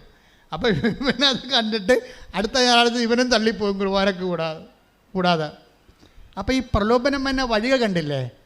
അപ്പോഴേ ഏതെങ്കിലും ഞായറാഴ്ച ആചരിക്കാൻ ബാധ്യസ്ഥമില്ലാത്ത ആൾക്കാർ അവർ കാണിക്കുന്ന കാട്ടായങ്ങളുടെ കൂടെ നമ്മൾ ദൈവത്തെ മറന്നുകൊണ്ട് അതേ ചാവിൽ തന്നെ ഞായറാഴ്ച ആചരിക്കാൻ ബാധ്യതയുള്ള നമ്മളും കൂടി ചെല്ലുമ്പോഴേ ഇങ്ങനെ കുറച്ച് ജീവൻ പോയി നമ്മളിപ്പോൾ ആൽവിനെപ്പോലെയാവും. മുറി അടച്ചിട്ട് സൈക്കോളജിസ്റ്റിനെ കാണേണ്ട അവസ്ഥയാവും. മനസ്സിലായി? അങ്ങനെയാണ് ആൾക്കാർ ദൈവിക ജീവൻ എന്നാണ് പറയണത്. അത് നഷ്ടപ്പെടുത്തുന്നത് ഇങ്ങനെയാണ്. ദൈവത്തിൻ്റെ വചനങ്ങൾ അറിഞ്ഞിട്ടും ചെയ്യാതെ അങ്ങനെ ഒരു വചനമുണ്ട്. Take the word of God. സ്തുതിക്കട്ടെ. ഹല്ലേലൂയ, ഹല്ലേലൂയ, ഹല്ലേലൂയ. യേശുവേ നന്ദി. ഹല്ലേലൂയ. 78-ാം സങ്കീർത്തനം 10-ാം തിരുവചനം. സങ്കീർത്തനം 78:10. അവർ ദൈവത്തിന്റെ ഉടമ്പടിയെ ആദരിച്ചില്ല. പ്രൈസ് ദി ലോർഡ് എന്ന് പറഞ്ഞ അവർ ദൈവത്തിന്റെ ഉടമ്പടിയെ ആദരിച്ചില്ല. പ്രശ്നം ഇവിടെ ഉടമ്പടി എടുത്താലും ചില ആൾക്കാർ എന്ത് ചെയ്യും? ഞാനിവിടെ ഇന്നലെയൊക്കെയാണ് 990 ഉടമ്പടിയൊക്കെ നടന്നത്. ഇന്നലെ 900 ഉടമ്പടി നടന്നു ഇന്നലെ. അപ്പോൾ ഇതെല്ലാം ഞാനിവിടെ കാണുന്നുണ്ട്. ആൾക്കാരിങ്ങനെ ഉത്സവത്തിന് വന്ന പോലെ വെട്ടിയാർത്ത് കയറി ഉടമ്പടിയൊക്കെ ചെയ്തുകൊണ്ട് പോകുന്നുണ്ട്. അപ്പോൾ ഞാനൊരു ദൈവമേ, അതായത് ചിലർ മാത്രം അതിൻ്റെ അകത്ത് പ്രാർത്ഥിച്ച് അവർ ചെയ്യുന്ന കാര്യങ്ങളെക്കുറിച്ച് വളരെ ആലോചന ചെയ്ത് ദൈവത്തോടൊരു ബയലാട്രൽ എഗ്രിമെൻ്റ് ആണെന്നുള്ള ബോധ്യത്തിൽ നിശബ്ദതയിൽ ആന്തരിക ആധ്യാത്മിക ചൈതന്യത്തോടുകൂടി ചെയ്യും. ചിലർ അങ്ങനെ ഈ ഒന്നിൻ്റെ കൂടെ ഇങ്ങനെ പോരുമല്ലോ, ഒന്നിൻ്റെ കൂടെ പോരുമല്ലോ. ഇപ്പം ഞാൻ സെമിനാരി പഠിക്കുന്ന കാലത്ത് എൻ്റെ ഒരു ഹോബിയായിരുന്നു നല്ല ജൂൺ ജൂലൈ മാസത്തിൽ ഭയങ്കര മൺസൂൺ കാലവർഷമല്ലേ. അപ്പോൾ ഫ്രീ ടൈം കിട്ടുമ്പോൾ ഞാൻ ആലുവ ഞങ്ങളുടെ കുന്നിൻ്റെ താഴെ പോയി നിൽക്കും. പെരിയാർ അരിയിൽ കൂടി ഒഴുകുകയാണ്. അപ്പോൾ ഈ വലിയ മരങ്ങളൊക്കെ ഇങ്ങനെ ഒഴുകിപ്പോവും ഒഴുക്കിൻ്റെ കൂടെ. വലിയ മരങ്ങൾ, പല സാധനങ്ങൾ ഒഴുകിപ്പോ, വീട്ടുപകരണങ്ങളൊക്കെ ഒഴുകിപ്പോണ കാണാം. മരിച്ച മനുഷ്യർ ഒഴുകിപ്പോൾ ഞാൻ കണ്ടിട്ടുണ്ട് പെരിയാറ്റിൽ കൂടി. ആരും കാണാതെ ഒഴുകിപ്പോവും. വള്ളക്കാരിങ്ങനെ കാണുന്നതിനെ കൂവും. അവർ തുഴഞ്ഞു കുത്തിക്കൊണ്ടുപോയ വള്ളക്കാർ ഈ ശവം കമന്ന് കിടന്ന് ഒഴുകണ കണ്ട കൂവും. പക്ഷേ ഇങ്ങനെ കൂവാൻ പോലും ആരുമില്ലാത്ത കുറേ ക്രിസ്ത്യാനികൾ ശവങ്ങളായി കമന്ന് കിടന്ന് ഒഴുകുന്ന കാഴ്ചയാണ് നമ്മൾ ഈ കാലത്ത് കാണുന്നത്. എന്താ കാണുന്നതെന്ന് വെച്ച് കഴിഞ്ഞാൽ, ആരെങ്കിലും എന്തെങ്കിലും തിന്മകൾ ചെയ്താൽ ആ തിന്മകളെ അനുകരിച്ചുകൊണ്ട് അവരുടെ ഒഴുക്കിനൊത്ത് അങ്ങ് ഒഴുകിപ്പോകും. ഇപ്പം മറ്റുള്ളവർ ഞായറാഴ്ച ആചരിക്കണില്ല, അപ്പം ഞാനും അതുപോലെ തന്നെ ഞായറാഴ്ച ആചരിക്കാതെ ഞാനും അങ്ങനെ ജീവിച്ച് കഴിയുമ്പോൾ എന്ത് പറ്റും? ദൈവിക ജീവൻ കുറഞ്ഞ് അവസാനം ആൽബിനെ പോലെ മുറിയടച്ചിട്ട് 6 കൊല്ലമല്ലേ ദൈവത്തെ മറന്ന് ജീവിച്ചത്. പക്ഷേ അമ്മയാണ് ഒരു പിടിവള്ളി എന്ന് പറയുന്നത്. പണ്ട് അമ്മയുമായിട്ട് അവനൊരു റിലേഷൻ ഉണ്ടായി. അമ്മ അത് മറന്നിട്ടില്ല. ഇത് വല്ലാത്തൊരു സംഭവമായിപ്പോയി. ഞാൻ ആ സാക്ഷി എടുക്കാൻ കാര്യം അതാണ്. ആ ഒറ്റ അക്കൗണ്ടിൽ മാത്രം, പഴയ ഒരു സേവിങ് അക്കൗണ്ടിൽ കുറച്ച് തുക കിടപ്പുണ്ട് അമ്മയുടെ പേരിൽ. അമ്മ അത് സൂക്ഷിച്ചിട്ട് ഇവൻ മരിക്കാൻ അനുവദിക്കാതെ ഇവനെ രക്ഷിക്കാൻ പോയിണിനി. അതാണ് അമ്മയെന്ന് പറയണത്. ചില പിതാക്കന്മാർ ഞങ്ങളുടെ പിതാവിനെ വിളിച്ച് ചോദിക്കും, what is happening in Kripasanam? The promoting Mary as a god, isn't it? You are not seeing it എന്നൊക്കെ ചോദിക്കും. എന്ന് വെച്ച് കഴിഞ്ഞാൽ ഇവിടെ മാതാവിനെ ദൈവമായിട്ട് ആരാധിക്കണമെന്ന് ആരാണ്ടൊക്കെ ചെന്ന് പറഞ്ഞിട്ട് വിളിച്ച് ചോദിച്ചുകൊണ്ടിരിക്കുകയാണ്. മാതാവിനെ ദൈവമായിട്ട് ദൈവത്തെങ്കിലേക്ക് ഒരു വഴിയായിട്ട്, ഒരു വിളക്കായിട്ട് അമ്മ മാതാവിനെ കണ്ണ് കാണാത്തവന്, മുമ്പിൽ വഴിയില്ലാത്തവന്, ഇരുട്ട് മാത്രം അവകാശമായവന് കൊളുത്തി കൊടുത്തിട്ട് കൂടെ നടക്കുന്ന പരിപാടിയാണ് ഉടമ്പടി. ശ്രുതികട ഹല്ലേലൂയ, ഹല്ലേലൂയ, ഹല്ലേലൂയ, ഹല്ലേലൂയ. പിതാവിലേക്ക് ഞങ്ങളെ അടുപ്പിക്കുന്ന ശരീര ഉടമ്പടി എന്ന വലിയ പ്രാർത്ഥനയ്ക്ക് നന്ദി പറയുന്നു. ഹല്ലേലൂയ, ഹല്ലേലൂയ. യേശുവേ നന്ദി, യേശുവേ ആരാധന.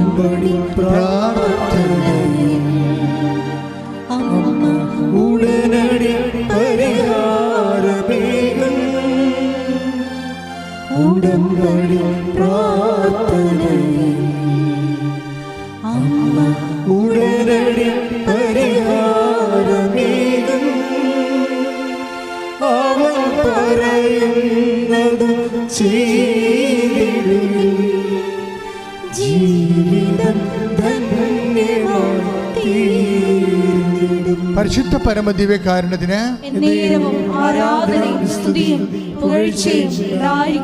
അപ്പം അങ്ങനെ ആൽബിൻ 1-2 പ്രാവശ്യം കൃപാസനത്തിൽ വന്ന് ഉടമ്പടി എടുക്കാൻ പറ്റത്തില്ലെന്ന് പുള്ളിക്ക് അറിയാം. ഒത്തിരി കട്ടിയുള്ള പരിപാടിയാണെന്ന് പുള്ളി പരിചയമില്ലല്ലോ.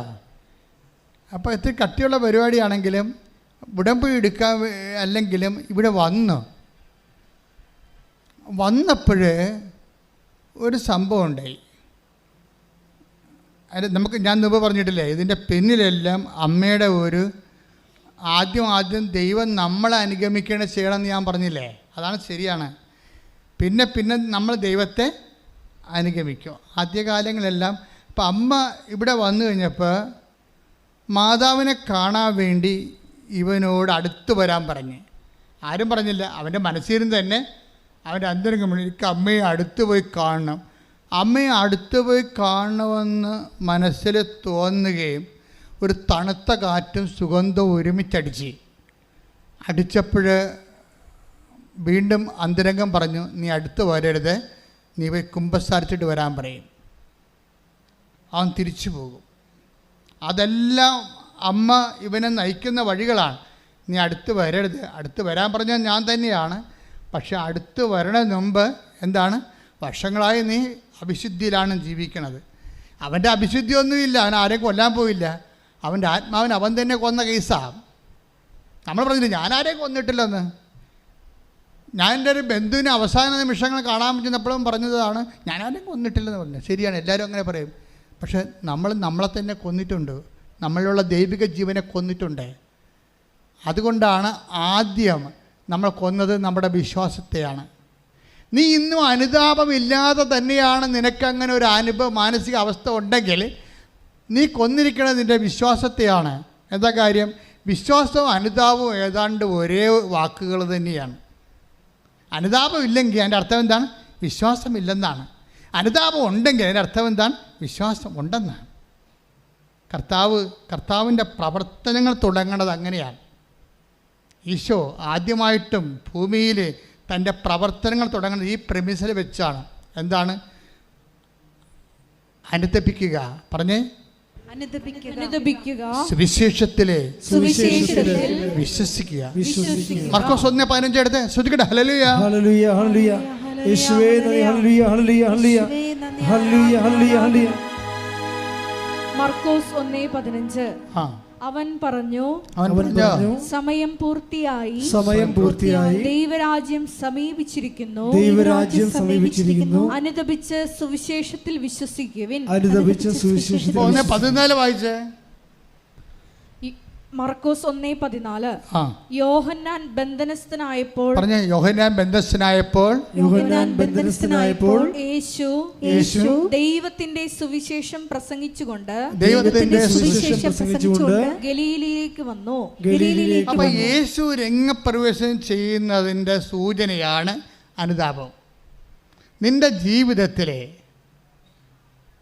ജീവിതത്തിലെ യേശു പ്രവർത്തനം ആരംഭിക്കാൻ പോകുന്നത് എങ്ങനെ മനസ്സിലാക്കാൻ പറ്റും? ദൈവപൈതലെ, അനുതാപം ഉണ്ടെങ്കിൽ അതോടുകൂടി നിങ്ങൾക്ക് മനസ്സിലാക്കാം നിങ്ങൾക്ക് വിശ്വാസം വന്നു കഴിഞ്ഞുവെന്ന്. സുവിശേഷത്തിൽ യേശു പ്രവർത്തനം ആരംഭിക്കുന്നത് മർക്കോസ് 1:14 വെച്ചുകൊണ്ടാണ്. അവൻ ഗലീലയിലേക്ക് വന്നു. എന്താ പറഞ്ഞത്? അനുതപിക്കുക, സുവിശേഷത്തിൽ വിശ്വസിക്കുക. അപ്പോഴും വിശ്വാസവും അനുതാപവും ഒരേ വാക്കാണ്. നിന്നിൽ വിശ്വാസം ജനിക്കാൻ വേണ്ടി ദൈവം ചിലപ്പോൾ കുറച്ചത് കാത്തിരിക്കും. വരട്ടെ എവിടം വരെ പോകുമെന്ന് നോക്കട്ടെ. ആദ്യത്തെ പരീക്ഷയ്ക്ക് തോറ്റു, രണ്ടാമത്തെ സെൻട്രൽ ഗവൺമെൻറ് പരീക്ഷയ്ക്ക് തോറ്റു. അപ്പോഴും നിന്നെ തോക്കാൻ ദൈവം അനുവദിക്കും. എന്താ കാര്യം? നീ നിന്നിൽ തന്നെ ആശ്രയിച്ചിരിക്കുകയല്ലേ. നിന്നിൽ ആശ്രയിക്കുന്ന വിധത്തിൽ വെച്ച് ദൈവം തോക്കാൻ അനുവദിക്കും നിന്നെ. കാര്യം എന്താണ്? നീ തന്നെയാണല്ലോ നിൻ്റെ ശോക്കുഴി തോണ്ടിക്കൊണ്ടിരിക്കണത്. അപ്പം നിനക്ക് അനുതാപം ഉണ്ടാകാൻ വേണ്ടിയാണ് തകർച്ച ദൈവം അനുവദിക്കണത്. അത് ദൈവത്തിൻ്റെ കരുണയുടെ ഭാഗമായിട്ടും വരാം. 2:4 റോമർ 2:4 എടുത്തേ. ശ്രദ്ധിക്കട്ടെ. ഹല്ലേലൂയ, ഹല്ലേലൂയ, ഹല്ലേലൂയ. റോമ 2:4.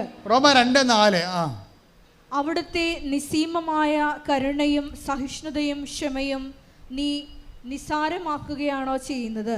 അവിടുത്തെ നിസ്സീമമായ കരുണ നീ നിസ്സാരമാക്കുകയാണോ ചെയ്യുന്നത്? നിന്നെ അനുതാപത്തിലേക്ക് നയിക്കുകയാണ് ദൈവത്തിന്റെ കരുണയുടെ ലക്ഷ്യമെന്ന് നീ അറിയുന്നില്ലേ? നിന്നെ അനുതാപത്തിലേക്ക് നയിക്കുന്നതാണ് ദൈവത്തിൻ്റെ കരുണ. എന്ന് വെച്ച് കഴിഞ്ഞാൽ ചില ആൾക്കാർ വിചാരിക്കുമോ, ഞാൻ കള്ളക്കടത്ത് ചെയ്തിട്ടുണ്ട്, ഞാൻ കഞ്ചാവ് വിറ്റിട്ടുണ്ട്, ഞാൻ കണ്ടവൻ്റെ വണ്ടി അടിച്ചു മാറ്റിയിട്ട് RC പേപ്പർ ചേഞ്ച് ചെയ്ത് വേറെ കൊടുത്ത് ജീവിച്ചിട്ടുണ്ട്, ഞാൻ അബോർഷൻ ചെയ്തിട്ടുണ്ട്.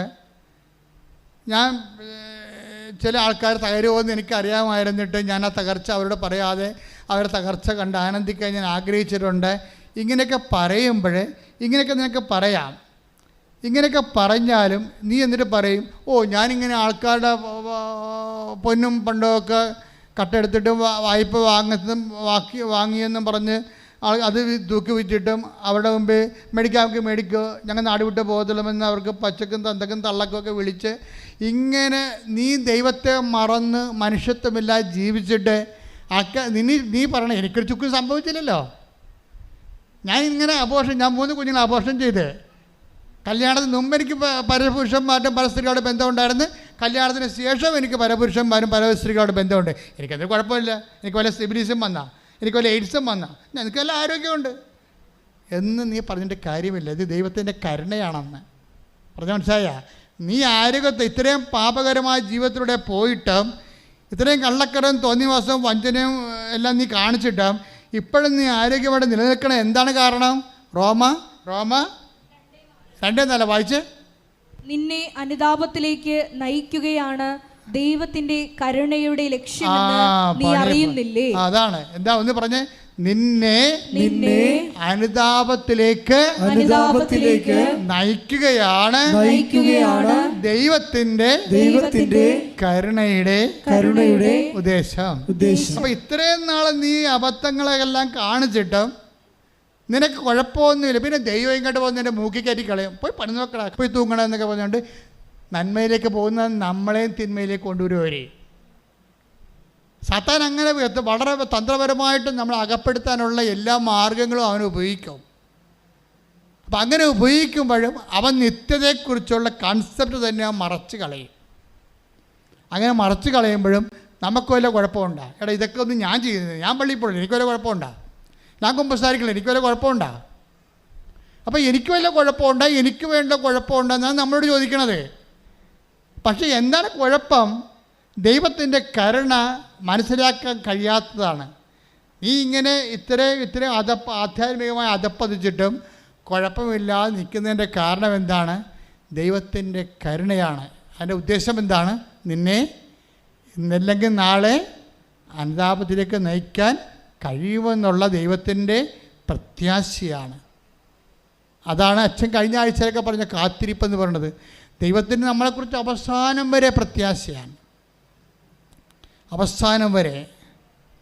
അപ്പോൾ ദൈവത്തിൻ്റെ ആ പ്രത്യാശയുടെ അവസാനം വരെ നമ്മൾ ചെല്ലാതെ നേരത്തെ നമ്മൾ അനുതാപപ്പെടുന്നതാണ് നമുക്കെപ്പോഴും നല്ലത്. അതുകൊണ്ടാണ് ഭജനം പറയണത്, യുവാവേ നിൻ്റെ യൗവനത്തിൽ തന്നെ നീ ദൈവത്തെ അറിയുക, വയസ്സാകും പ്രായവും ആകാൻ വേണ്ടി നീ കാത്തിരിക്കരുത്. ശ്രദ്ധിക്കട്ടെ. ഹല്ലേലൂയ ഹല്ലേലൂയ ഹല്ലേലൂയ യേശുവേ നന്ദി. ഹല്ലേലൂയ ഹല്ലേലൂയ. കരുണയിൻ സാഗരമേ സുഖം കൊടുമേലേടോ,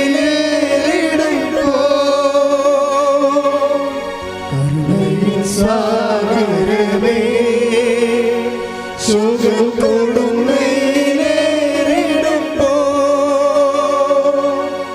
മേഘത്തിൻ തണലരുളി എന്നെ സാന്ത്വനമായി നടത്താം, മേഘത്തിൻ തണലരുളി എന്നെ സാന്ത്വനമായി നടത്താം. സഭാപ്രസംഗകൻ 12:1. സഭാപ്രസംഗം 12:1. ഒന്നിലും സന്തോഷം തോന്നുന്നില്ല എന്ന് നീ പറയുന്ന എന്ന് പറഞ്ഞ ഒന്നിലും സന്തോഷം തോന്നുന്നില്ല എന്ന് നീ പറയുന്ന ദുർദിനങ്ങളും വർഷങ്ങളും ആഗമിക്കും മുമ്പേ യൗവനകാലത്ത് സൃഷ്ടാവിനെ സ്മരിക്കുക. ഒന്നിലും സന്തോഷം തോന്നുന്നില്ല എന്ന് പറയുന്ന ഒരു കാലമുണ്ട്. ഐസ്ക്രീമിന് അലുവായിലും ഒന്നും സന്തോഷം തോന്നാത്തൊരു കാലം വരും. ഇപ്പം തന്നെ വന്നു തുടങ്ങിയെന്ന് തോന്നണല്ലേ? ഐസ്ക്രീം അലുവയല്ല, ദൈവ അനുഭവം ഉണ്ടായാൽ പോലും സന്തോഷം വരത്തില്ല. അതാ സംഭവം. ആത്മാവിൻ്റെ വാർദ്ധക്യമാണിത്. ആത്മാവിൻ്റെ വാർദ്ധക്യം, ശരീരവാർദ്ധക്യത്തെക്കാൾ ഗതികെട്ടാണ് ആത്മാവിൻ്റെ വാർദ്ധക്യം. ആത്മാവിൻ്റെ വാർദ്ധക്യം പ്രാപിച്ചാൽ നിനക്ക് ചിലപ്പോൾ ശാരീരികമായിട്ട് 35 വയസ്സേ ഉള്ളൂ, പക്ഷേ നിൻ്റെ ആത്മാവ് വാർദ്ധക്യം പ്രാപിച്ചിരിക്കുകയാണ്. എന്താണ്? തൻ്റെ അബോർഷനും കഴിഞ്ഞ് ഒരു ഡൈവേഴ്സും കഴിഞ്ഞ് തിരിച്ചു വരാമെന്ന് അവൻ പറഞ്ഞിട്ട് അവൾ പറഞ്ഞിട്ട് നീ കൂട്ടാക്കില്ല. എന്താ കാര്യം? അവൻ തിരിച്ചു വന്ന സ്റ്റെപ്പിനെയോ ഔട്ട് പോസ്റ്റോ നിനക്കുണ്ടെങ്കിൽ ആ കമ്പനി അടിക്കാൻ പറ്റത്തില്ല. അതുകൊണ്ട് നിനക്ക് ജോലിക്ക് മാത്രം ഉടമ്പടിക്ക് എഴുതിയിരിക്കുകയാണ്. ഭർത്താവ് തിരിച്ചു വരാൻ ഉദ്ദേശിക്കുന്നുണ്ട്, അവൻ വരണ്ട. അവൻ വരണമെന്ന് വെച്ചാൽ ഇപ്പോഴുള്ള ബന്ധങ്ങളൊക്കെ പോകും. അതാണ് പ്രശ്നം. ഉടമ്പടി ചെയ്തിരിക്കണത് നിങ്ങൾ തന്നെയാണ് കുലച്ചോറുണ്ടാക്കിയിരിക്കണേ.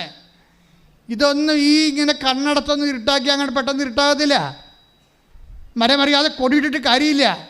നിങ്ങൾ ഇപ്പോൾ ഒരു ഉടമ്പടിയിൽ നിങ്ങൾ വെച്ചിരിക്കണത് വിദേശ ജോലിയാണ് വെച്ചിരിക്കണത്. അപ്പോൾ കർത്താവ് ചോദിക്കും, ഭർത്താവുണ്ടല്ലോ, ഭാര്യ ഉണ്ടല്ലോ, അവനോട് പിരിഞ്ഞു നിൽക്കാമല്ലേ, അവൻ തിരിച്ചു വരാമെന്ന് പറഞ്ഞിട്ടുണ്ടല്ലോ, അവൾ തിരിച്ചു വരാമെന്ന് പറഞ്ഞിട്ടുണ്ടല്ലോ, എന്നിട്ട് നീ എന്താ അതിനൊന്നും അതിനെക്കുറിച്ച് ഉടമ്പടി ഒന്നും വേണ്ട. അതും വേണ്ട, അതും വേണ്ട, ജോലി മാത്രം മതി, ജോലി മാത്രം മതിയെന്ന്. അതൊന്നും വേണ്ട, ജോലി മാത്രം മതിയെന്ന്. ഇപ്പോഴും ജഡത്തിന് വേണ്ടിയാണ് ഇവർ ജോലി എടുക്കുന്നത്. ഇവൾക്ക് 35 വയസ്സുണ്ടെങ്കിലും ആത്മാവിന് വാർദ്ധക്യമാണ്. നമ്മളെ ഈ സഭാപ്രസംഗി ശാരീരിക വാർദ്ധക്യത്തെക്കുറിച്ച് പറയുകയാണ്. ഒന്നിനും സന്തോഷം വരാത്തൊരു 90 വയസ്സുണ്ടാകുമെന്ന്. 90 വയസ്സ് 35 വയസ്സുള്ളപ്പോഴും ആത്മാവിന് 90 വയസ്സുണ്ടാകുന്ന ഒരു പ്രതിഭാസം ഇവിടെ നിലനിൽക്കുന്നുണ്ട്.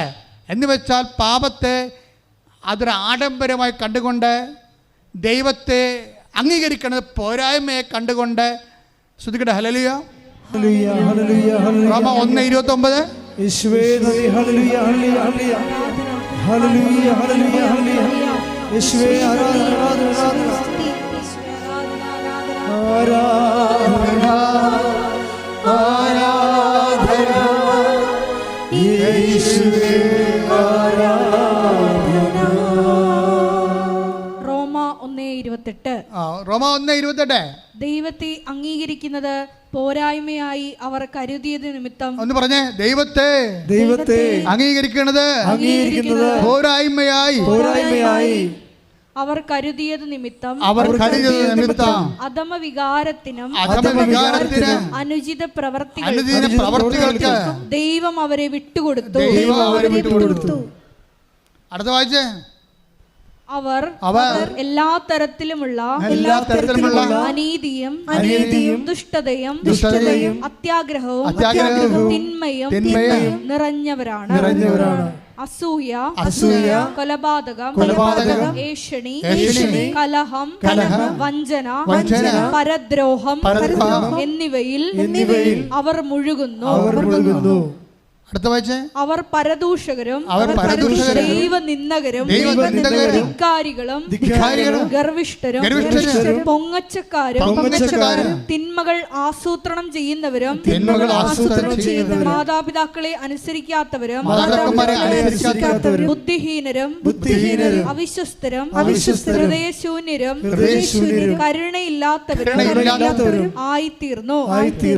ഇത്തരം കൃത്യങ്ങൾ ചെയ്യുന്നവർ മരണാർഹരാണ് എന്ന ദൈവകൽപ്പന അറിഞ്ഞിരുന്നിട്ടും അവർ അവ ചെയ്യുന്നു. മാത്രമല്ല അങ്ങനെ ചെയ്യുന്നവരെ അംഗീകരിക്കുകയും ചെയ്യുന്നു.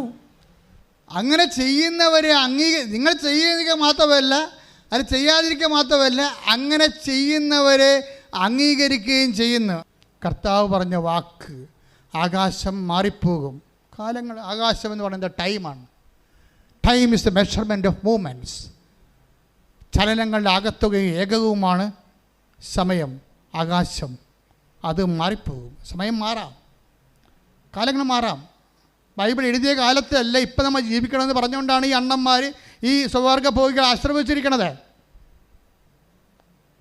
ബൈബിളിൻ്റെ കാലമല്ല ഇത് വേറെ കാലമാണ് എന്ന് പറഞ്ഞുകൊണ്ടാണ് തിന്മയ്ക്ക് ആശീർവാദം കൊടുത്തിരിക്കുന്നത്.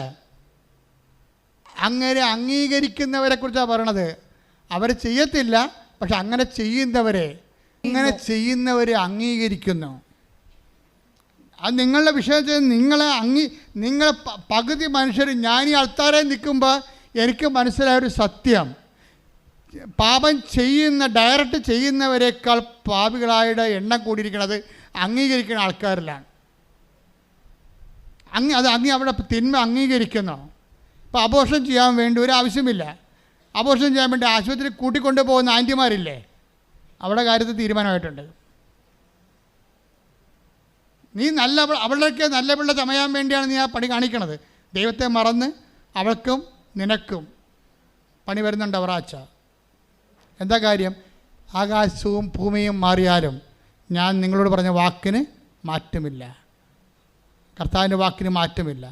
സഭയുടെ വിശുദ്ധി നിലനിൽക്കുന്നത് പാരമ്പര്യത്തെക്കാളുപരി കർത്താവിൻ്റെ വചനത്തിലാണ്. ഈ വചനത്തെ വളച്ചൊടിക്കുമെന്ന് ഓരോരോ കാലഘട്ടത്തിന് പറ്റുന്ന രീതിയിൽ പൊക്കിയും താത്തിയും കെട്ടുമെന്നൊക്കെ കർത്താവിനറിയാം. അതുകൊണ്ടാണ് കർത്താവ് സെസ് ഏർപ്പെടുത്തിയിരിക്കുന്നത്. എന്താണ് 21:34 എന്താ വായിച്ചേ? മത്തായി 24:35. ആകാശവും ഭൂമിയും കടന്നു പോകും, എന്നാൽ ആകാശവും ഭൂമിയും കടന്നു പോകും, ആകാശവും ഭൂമിയും കടന്നു പോകും, എന്നാൽ എന്റെ വചനങ്ങൾ കടന്നു പോവുകയില്ല. അപ്പം കർത്താവിൻ്റെ വാക്കിന് മാറ്റം ഉണ്ടാകത്തില്ല എന്നതിന് അർത്ഥം. എൻ്റെ മക്കൾ, നമ്മുടെ വിശുദ്ധി എന്ന് പറയുന്നത് എന്താണ്?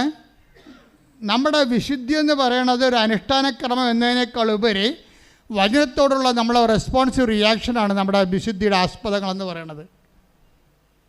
അതാ കർത്താവ് പറഞ്ഞത്, ഞാൻ നിങ്ങളോട് പറഞ്ഞിട്ടുള്ള വചനം നിമിത്തം പറഞ്ഞേ, ഞാൻ നിങ്ങളോട് പറഞ്ഞിട്ടുള്ള വചനം നിമിത്തം നിങ്ങൾ വിശുദ്ധിയുള്ളവരായിരിക്കുന്നു. നമ്മൾ വിശുദ്ധീകരിക്കുന്ന അടിസ്ഥാന ഘടകം എന്താണ്? കർത്താവിൻ്റെ വചനമാണ്. അപ്പോൾ ആരെല്ലാം എങ്ങനെ വ്യാഖ്യാനിച്ചാലും ദൈവത്തിൻ്റെ വചനത്തിൽ എന്താണ് എഴുതിയിരിക്കുന്നത് അതാണ് നിൻ്റെ ആത്മാവിനെ അടിസ്ഥാനപ്പെടുത്തി അവസാനത്തെ ക്വസ്റ്റ്യനെയർ തയ്യാറാക്കിയിരിക്കുന്നത്. ഞാൻ രോഗിയായിരുന്നു, നിങ്ങളെന്നെ സന്ദർശിക്കുമെന്ന് പറഞ്ഞാൽ ആ രോഗിക്ക് രോഗി എന്നുള്ള അർത്ഥം മാത്രമേ ഉള്ളൂ. അത് വെച്ച് തന്നെയാണ് അന്ത്യവിധി വരാൻ പോണത്. ആ വചനം വെച്ച് തന്നെയാണ് അന്ത്യവിധി വരണത്. ഉടമ്പടി എന്തുകൊണ്ടാണ് ഇത്രയും നിന്ന് ജ്വലിക്കണത്? ഉടമ്പടി എന്താണ് എടുക്കുന്നവർ അവരുടെ ജീവിതം വീണ്ടെടുക്കണത്? അത് കർത്താവിൻ്റെ വചനത്തെ അടിസ്ഥാനപ്പെടുത്തിക്കൊണ്ട് കർത്താവിൻ്റെ വചനത്തിന് അനുപേക്ഷണീയമായിട്ട് ജീവിതം പുനഃക്രമീകരിച്ചുകൊണ്ട് വിശുദ്ധിയുടെ വസ്ത്രങ്ങളണിഞ്ഞ് കുഞ്ഞാടിൻ്റെ രക്തത്തിൽ തങ്ങളുടെ വസ്ത്രം കഴുകി വെളുപ്പിച്ച സഹനങ്ങളിലൂടെ കടന്നു പോന്നുകൊണ്ട് ക്രിസ്തുവിൻ്റെ നാമത്തിൽ സഹനം ഏറ്റെടുത്തുകൊണ്ട് സുവിശേഷത്തിൻ്റെ സാക്ഷ്യമായിക്കൊണ്ട് വിശുദ്ധന്മാരുടെ ഗണത്തിലേക്ക് ജനങ്ങൾ ഇങ്ങനെ അനുദിനം കൂടിക്കൂടി വരുന്ന കാഴ്ചയാണ് ഉടമ്പടി ജീവിത സാക്ഷ്യങ്ങളിലൂടെ കാണുന്നത്. കൈയടിച്ച് കർത്താവേ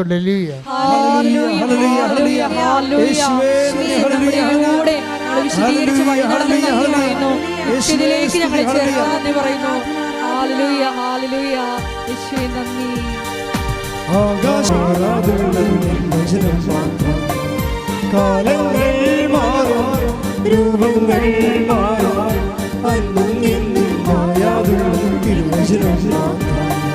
പരിശുദ്ധ പരമ ദിവ്യകാരുണ്യത്തിന് ആരാധനയും സ്തുതിയും പുകഴ്ചയും ഉണ്ടായിരിക്കട്ടെ. പരിശുദ്ധ പരമ ദിവ്യകാരുണ്യത്തിന് ആരാധനയും സ്തുതിയും പുകഴ്ചയും ഉണ്ടായിരിക്കട്ടെ. എൻ്റെ പ്രിയപ്പെട്ടവരെ, ഈ ആൽബിൻ്റെ ദൈവ അനുഭവ മുന്നേറ്റങ്ങളെ നമ്മൾ സുവിശേഷ വിഹിതമായി വിലയിരുത്തുമ്പോൾ നമുക്ക് കിട്ടുന്ന ഒരു നെറ്റ് റിസൾട്ട് എന്ന് പറയണത്, ആൽബിൻ ഉടമ്പടി എടുക്കാൻ വേണ്ടി അവസാനം കുമ്പസാരിച്ചിട്ട് കൃപാന കൈക്കൊണ്ടിട്ട് അവൻ അവസാനം ഉടമ്പടി എടുക്കാൻ വേണ്ടി വരും. കാര്യം എന്താണ്? ആദ്യം ദൈവം അവനെ അനുഗമിക്കാൻ തുടങ്ങി.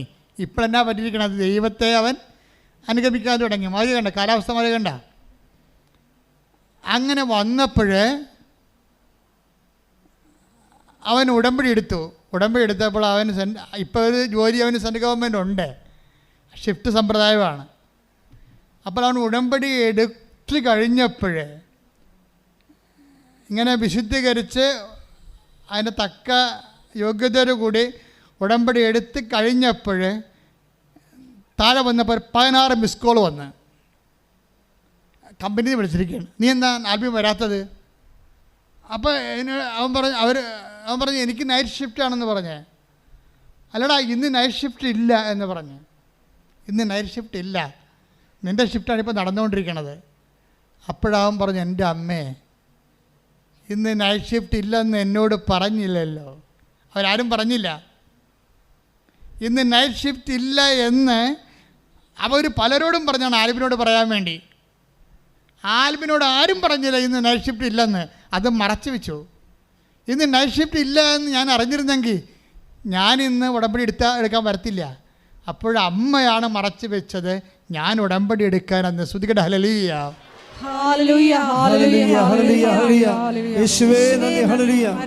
എന്ത് രസമാണെന്നറിയാം ഈ സാക്ഷ്യം കേൾക്കാൻ.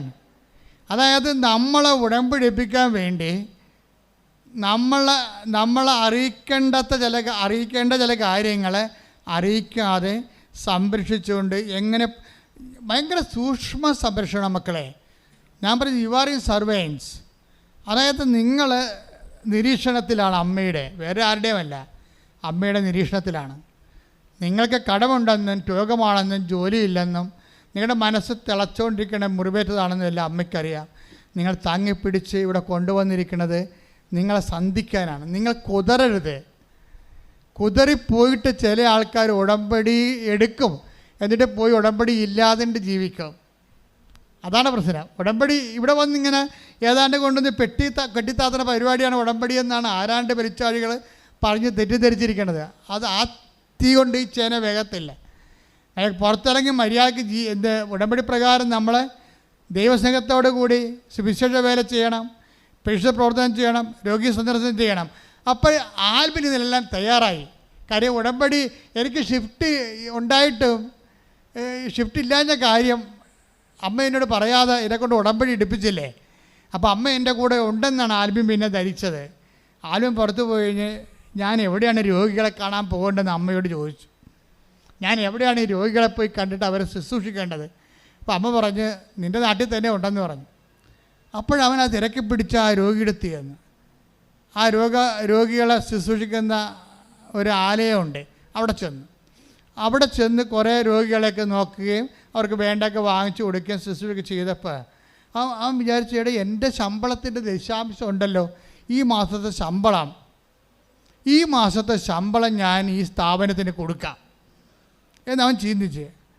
ഈ മാസത്തെ ശമ്പളം ഈ സ്ഥാപനത്തിന് കൊടുക്കാമെന്ന് ആൽബം ചിന്തിച്ചപ്പോൾ പിന്നെ അവൻ ഇടയ്ക്കിടയ്ക്ക് അമ്മയെ കാണാൻ വേണ്ടി മാത്രം വരുമ്പോൾ അമ്മയോട് പറഞ്ഞു, അമ്മേ ഞാൻ ഈ മാസത്തെ ശമ്പളം കൊടുക്കാമെന്ന് പറഞ്ഞിട്ടുണ്ട് ആ ശമ്പളത്തിന്, പക്ഷേ എനിക്ക് അമ്മ പറഞ്ഞു തരണം, ഞാൻ കൊടുക്കണം, ഞാൻ കഷ്ടപ്പെട്ട് പണിയണ കാശാണ്, അത് അവർ പുട്ടടിക്കുമോ എന്ന് ചോദിക്കണം. എന്നുവെച്ചാൽ ആ അവിടുത്തെ ബ്രദർ പുട്ടടിക്കുമോ എന്ന് അത് നേരെ വന്ന് ചോദിച്ചിരിക്കണം. പക്ഷേ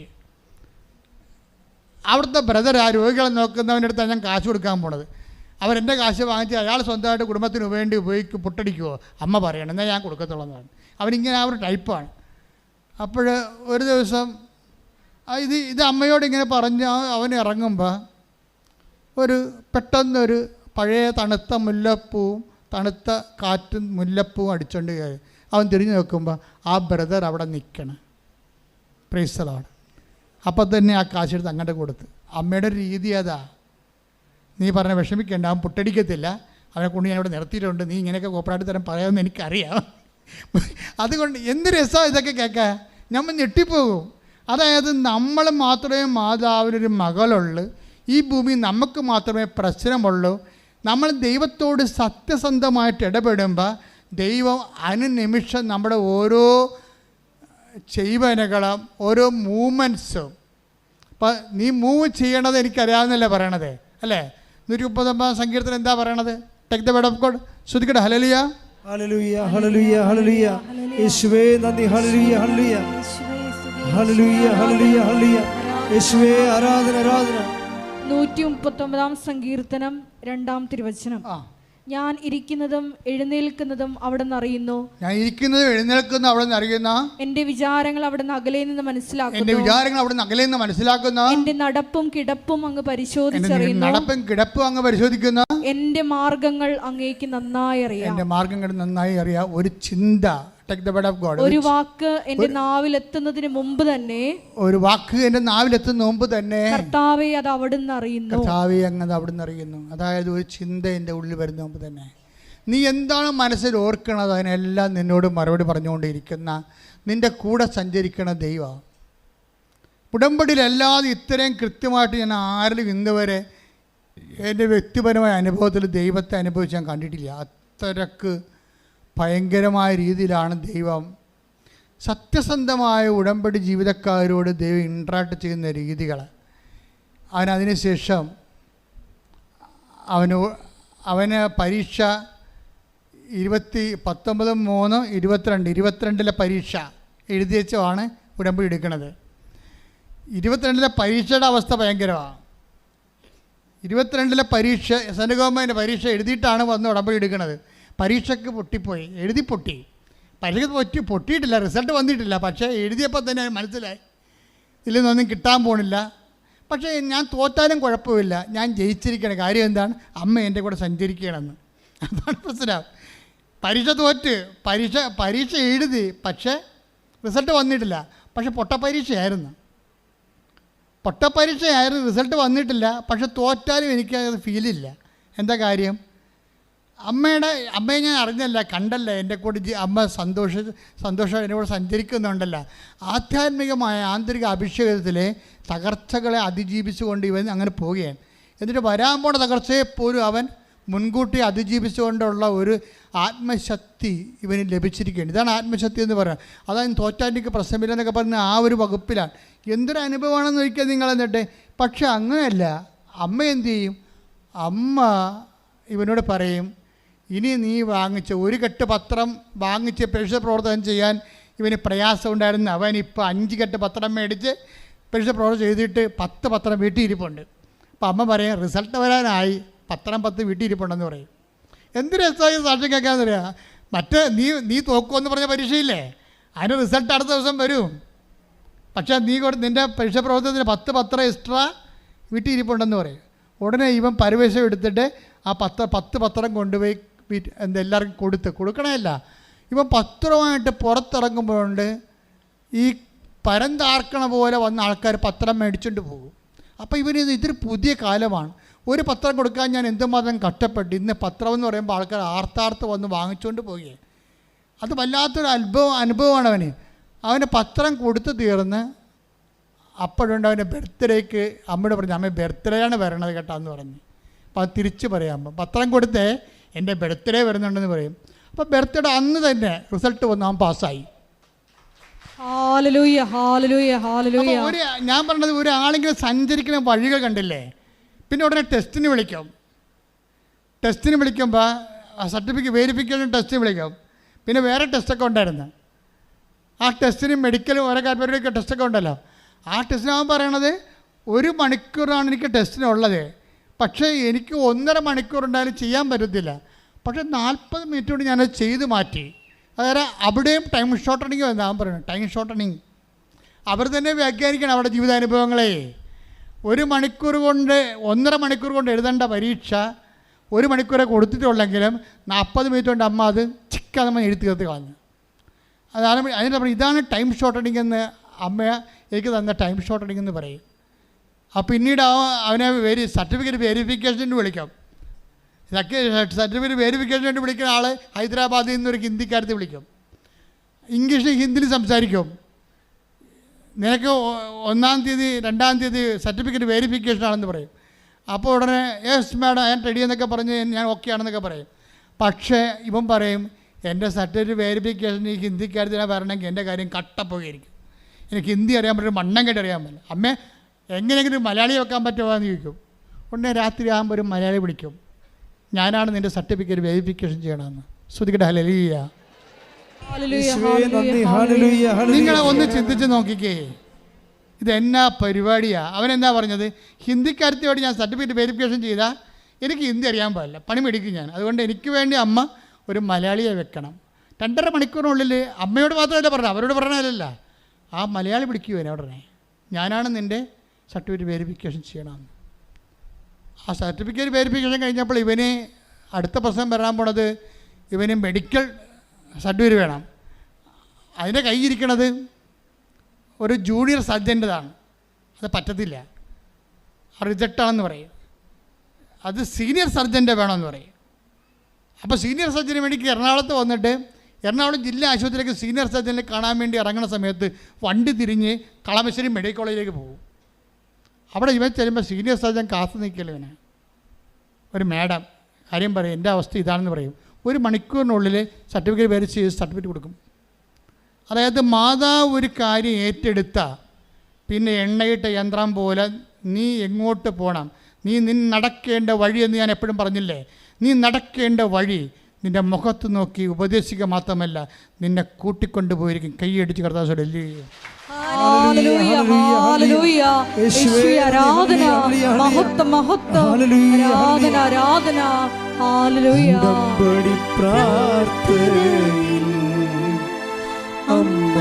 ഉടനടി പരിഹാരമേകും ഉടമ്പടി പ്രാർത്ഥനയിൽ അമ്മ ഉടനടി പരിഹാരമേകും അവൻ പറയുന്നത് ചെയ്തിടുവിൻ ജീവിതം ധന്യമായി തീർന്നിടും. ആൽബിൻ്റെ സാക്ഷ്യം കേട്ടപ്പോൾ ഇന്നലെ പറഞ്ഞ സാക്ഷ്യമാണ്. തകർന്നരിപ്പണമായി തോറ്റ് തുന്നമ്പാടി ഒരു സൈക്കോളജിസ്റ്റിനെ തിരക്കിയ മനുഷ്യൻ, ഒരു മാനസിക ചികിത്സാവിധത്തിനെ തിരക്കിയ ആളെ അമ്മ അവിടുന്ന് പൊക്കിയെടുത്ത് കൊണ്ടുവന്ന് കേന്ദ്ര ഗവൺമെൻറ് ഉദ്യോഗസ്ഥനാക്കുന്ന ഒരു വഴിയില്ലേ, ആ വഴിയാണ് ഉടമ്പടി എന്ന് പറയണത്. എഴുന്നേൽക്കുക, എല്ലാവരും എഴുന്നേൽക്കട്ടെ, ശ്രുതിക്കട്ടെ. ഹല്ലേലൂയ, ഹല്ലേലൂയ, ഹല്ലേലൂയ, ഹല്ലേലൂയ. ആരാധന, ആരാധന. വലിയ വചന വെളിപാടുകൾക്ക് നന്ദി പറയുന്നു. ഹല്ലേലൂയ, ഹല്ലേലൂയ. ഈശോയെ ആരാധന. ഹല്ലേലൂയ. എൻ്റെ മക്കളെ, കൈകൾ രണ്ടും വിടർത്തി വെക്കുക. കർത്താവിൻ്റെ വിശുദ്ധ രക്തം കൈകളിലേക്ക് തളിക്കാൻ വേണ്ടി പ്രാർത്ഥിക്കുന്നു. അച്ഛൻ നിങ്ങൾ സ്തുതിച്ചുകൊണ്ടിരിക്കട്ടെ. കർത്താവേ, നിൻ്റെ വിശുദ്ധമായ രക്തം അങ്ങനെ മക്കളുടെ കൈകളിലേക്ക് തളിക്കണമേ. ഓൺലൈനിൽ പ്രാർത്ഥിക്കുന്നവർ, തീർത്ഥാടനത്തിൽ പ്രാർത്ഥിക്കുന്നവരുടെ മേലെ കർത്താവിൻ്റെ രക്തം പടരട്ടെ എന്ന് പ്രാർത്ഥിക്കുന്നു. കൈകളെ വിശുദ്ധീകരിക്കണമേ കർത്താവേ.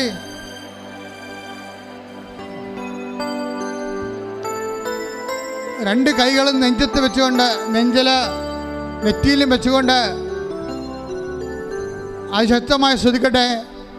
രോഗശാന്തി പ്രാർത്ഥനയുടെ സമയമാണ്. കർത്താവെ, അന്ധന് കാഴ്ച നൽകിയവനെ, കർത്താവെ ചെകിടിന് കേട് നൽകിയവനെ,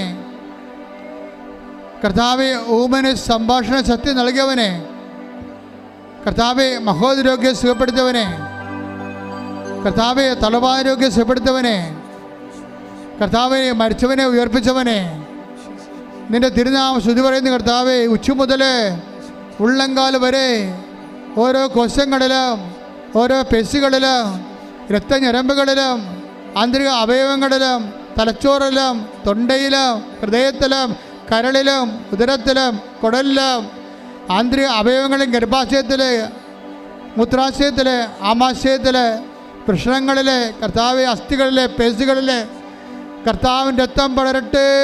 ഉച്ച മുതൽ ഉള്ളങ്കാൽ വരെ കർത്താവിൻ്റെ രക്തം പടരട്ടെ. നടുവിലെ കിഡ്നികൾ, കരളുകൾ, ഹൃദയം, സ്പോണ്ടിലോസിസ്, ഞരമ്പുകൾ, നാടിഞരമ്പുകൾ, അസ്ഥികൾ, നടുവല്ലുകൾ, ഇടുപ്പല്ലുകൾ, എല്ലാ ക്യാൻസർ രോഗികൾ, കരരോഗികൾ, കിഡ്നി രോഗികൾ, ത്വക്ക് രോഗികൾ, അർസസ് രോഗികൾ, അൾസർ രോഗികൾ, PCOD രോഗികൾ, കർത്താവേ എയ്ഡ്സ് രോഗികൾ, യേശുവിൻ്റെ നാമത്തിൽ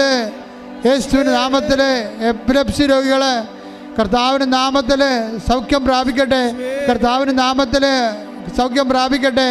യേശു ക്രിസ്തു ഉന്നതമായ നാമത്തിൽ സഭയുടെ അധികാരത്തിൽ കുരിശിൻ്റെ അടയാളത്തിൽ ദൈവശക്തിയാൽ മാർഗരോഗങ്ങൾ തീരാവേദികൾ യേശുവിന്റെ നാമത്തിൽ മാറിപ്പോകട്ടെ. സുഖപ്പെട്ടുകൊണ്ട് യേശുവിന്റെ നാമം മഹത്വപ്പെടുവാൻ ഈ ആരാധനയിലൂടെ കരുണയാകണമേ. Hallelujah, hallelujah.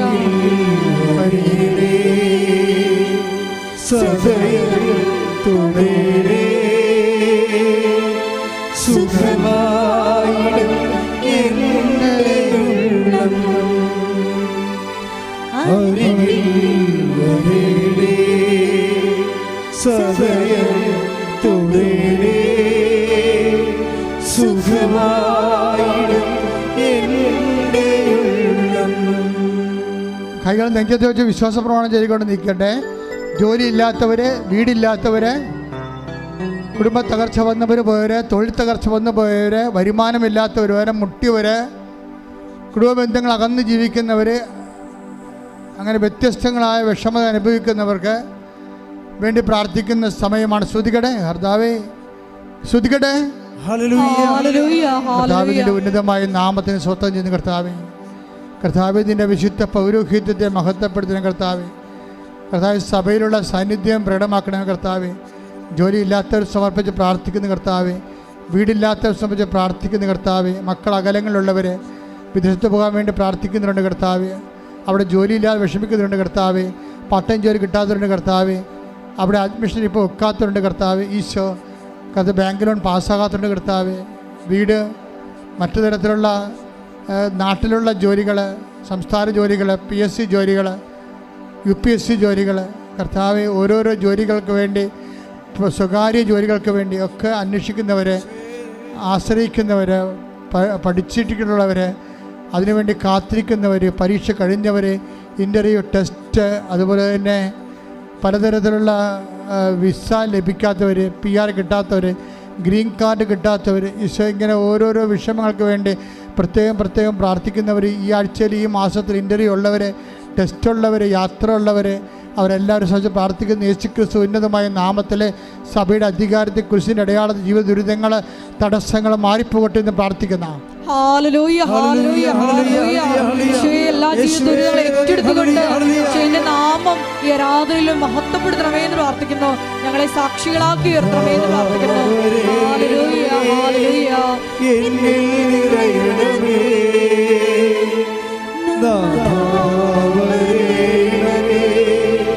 സൗഖ്യം നൽകണമേ, നാഥാവരേണമേ,